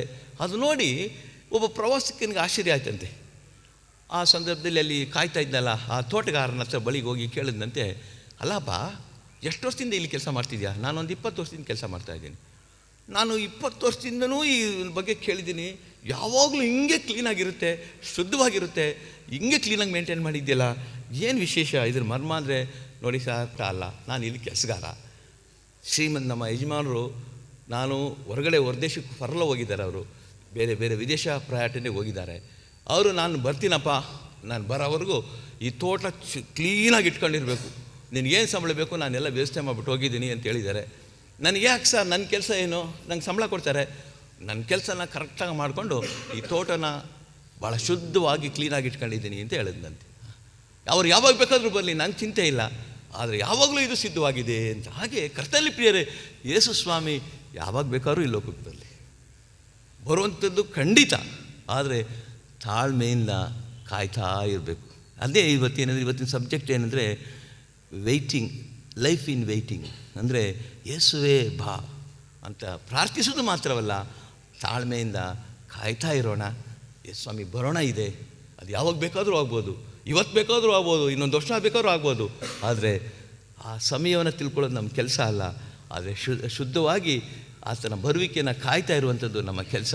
ಅದರಿಂದ ಯೇಸು ಸ್ವಾಮಿಯ ಬರೋಣಕ್ಕೆ ನಾವು ಸಿದ್ಧ ಮಾಡಿಕೊಳ್ಳೋಣ. ನಾವು ಭಯಪಡೋದು ಬೇಡ, ಅದು ನಮ್ಮನ್ನು ಸಿದ್ಧಪಡಿಸಿಕೊಂಡು ಕ್ರಿಸ್ತನ ಬರೋಣ ನಿರೀಕ್ಷಿಸೋರಾಗಿರೋಣ. ನಮ್ಮ ಪ್ರತಿನಿತ್ಯದ ಪ್ರಾರ್ಥನೆ ಮಾರನಾಥ, ಕಮ್ ಲಾರ್ಡ್ ಜೀಸಸ್, ಯೇಸುವೇ ನೀನು ಬಾ ಎಂಬುದಾಗಿ ನಿರೀಕ್ಷಿಸಿ ಪ್ರಾರ್ಥಿಸೋರಾಗಿರೋಣ. ಪ್ರಾರ್ಥನೆ ಮಾಡೋಣ. 2000 ವರ್ಷಗಳ 25 ವರ್ಷಗಳ ಹಿಂದೆ ಈ ಲೋಕಕ್ಕೆ ಯೇಸು ಕಂದನಾಗಿ ಬೆತ್ಲೆಹೇಮಿನ ದನದ ಕೊಟ್ಟಿಗೆಯಲ್ಲಿ ಹುಟ್ಟಿ ಬಂದಂಥ ಕರ್ತನೆ, ನಿನಗೆ ನಾವು ಸ್ತೋತ್ರ ಹೇಳ್ತೇವೆ. ನೀನು ನಿನ್ನ ರಕ್ಷಣಾ ಕಾರ್ಯವನ್ನು ಮುಗಿಸಿ ದಿವಾರೋಹಣವಾಗಿದ್ದಿ ಸ್ವಾಮಿ. ಮತ್ತೊಮ್ಮೆ ನಾನು ಈ ಲೋಕಕ್ಕೆ ಬರ್ತೇನೆ, ನ್ಯಾಯಾಧಿಪತಿಯಾಗಿ ಬರ್ತೇನೆ, ನೀವು ಕಾದುಕೊಂಡ್ರಿ ಎಂಬುದಾಗಿ ನಿನ್ನ ಶಿಷ್ಯರಿಗೆ, ನಿನ್ನ ಮಕ್ಕಳಿಗೆ ಅಪ್ಪಣೆ ಕೊಟ್ಟಿದ್ದಿ ಸ್ವಾಮಿ. ನಿನ್ನ ಬರೋಣ ಅದು ನಿಶ್ಚಯ. ಅದು ಯಾವಾಗ ಬೇಕಂತ ನಮಗೆ ಗೊತ್ತಿಲ್ಲ, ಆದರೆ ಅದು ಯಾವಾಗ ಬೇಕಾದರೂ ಆಗ್ಬೋದು. ಅದರಿಂದ ನಾವು ಬದುಕಿ ಇರುವಂಥ ಸಂದರ್ಭದಲ್ಲಿ ನಿನ್ನನ್ನು ವೈಯಕ್ತಿಕ ರಕ್ಷಕನಾಗಿ ಸ್ವೀಕರಿಸಿ ನಮ್ಮನ್ನು ಸಿದ್ಧಪಡಿಸಿಕೊಂಡು ನಿನ್ನ ಬರುವಿಕೆಗೋಸ್ಕರ ಕಾಯಲಿಕ್ಕಾಗುವಂಥ ಕೃಪೆ ಕೊಡು. ಮುಖ್ಯವಾಗಿ ದಿನಮಾನಗಳು, ಆಗಮನದ ದಿನಗಳು, 2000 ವರ್ಷಗಳ ಹಿಂದೆ ನೀನು ಲೋಕಕ್ಕೆ ಬಂದಂಥ ನಿನ್ನ ಜನನ, ಜೀವನ, ಮರಣ, ಪುನರುತ್ಥಾನವನ್ನು ಧ್ಯಾನ ಮಾಡುವಂಥ ದಿನಗಳು. ಈ ದಿನಗಳಲ್ಲಿ ನಮ್ಮನ್ನು ಅವಲೋಕಿಸಿಕೊಂಡು ಶುದ್ಧಪಡಿಸಿಕೊಂಡು ನಿನ್ನ 2ನೇ ಬರೋಣಕ್ಕೂ ನಮ್ಮನ್ನು ಸಿದ್ಧ ಮಾಡಿಕೊಂಡು ಈ ಲೋಕದಲ್ಲಿ ಜೀವಿಸಲಿಕ್ಕಾಗುವಂಥ ಕೃಪೆ ನಮಗೆ ಅನುಗ್ರಹಿಸು. ಅದೇ ರೀತಿಯಲ್ಲಿ ನಮ್ಮ ಮುಂದೆ ಬರುವಂಥ ನಿನ್ನ ಜಯಂತಿ ಹಬ್ಬಕ್ಕೆ ಸಿದ್ಧವಾಗ್ತಿರುವಾಗ ನಾವು ಅರ್ಥಪೂರ್ಣವಾಗಿ ಹಬ್ಬವನ್ನು ಆಚರಿಸಿ ಹಬ್ಬದ ಆಶೀರ್ವಾದಕ್ಕೆ ನಾವು ಪಾಲುದಾರಾಗುವಂತೆ ನಮ್ಮನ್ನು ಸಿದ್ಧಪಡಿಸಬೇಕೆಂದು ಯೇಸು ಸ್ವಾಮಿಯವರ ದಿವ್ಯ ನಾಮದಲ್ಲಿ ಬೇಡ್ತೇವೆ ದೇವರೇ, ಆಮೆನ್.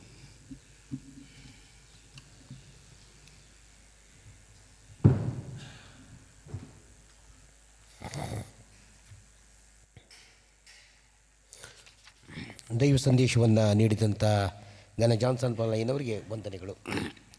ಕಡೆದಾಗಿ 84ನೇ ಸಂಗೀತವನ್ನು ನಾವು ಹಾಡೋಣ. ಓ ಬನ್ನಿರಿ ಈಗ ಆನಂದ ಪಡೋಣ, ಸುದರ್ಶನ ನೋಡಿ ಕೊಂಡಾಡುತ್ತಿರಿ.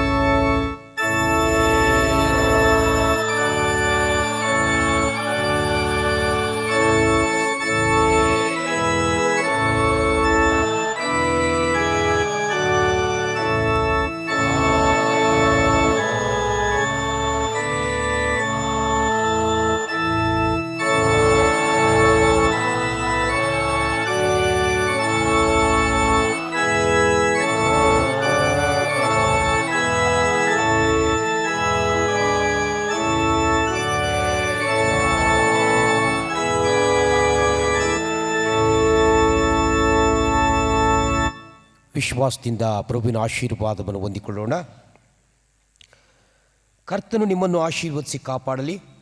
ಕರ್ತನು ಪ್ರಸನ್ನ ಮುಖದಿಂದ ನಿಮ್ಮನ್ನು ನೋಡಿ ನಿಮ್ಮ ಮೇಲೆ ದಯವಿಡಲಿ. ಕರ್ತನು ನಿಮ್ಮ ಮೇಲೆ ಕೃಪಕಟಾಕ್ಷವಿಟ್ಟು ನಿಮಗೆ ಶಾಂತಿಯನ್ನು ಅನುಗ್ರಹಿಸಲಿ. ತಂದೆ, ಕುಮಾರ, ಪರಿಶುದ್ಧಾತ್ಮನಾಗಿರುವ ತ್ರೈಕ ದೇವರ ಆಶೀರ್ವಾದ ನಿಮ್ಮೆಲ್ಲರ ಸಂಗಡ ಇರಲಿ. ಆಮೀನ್.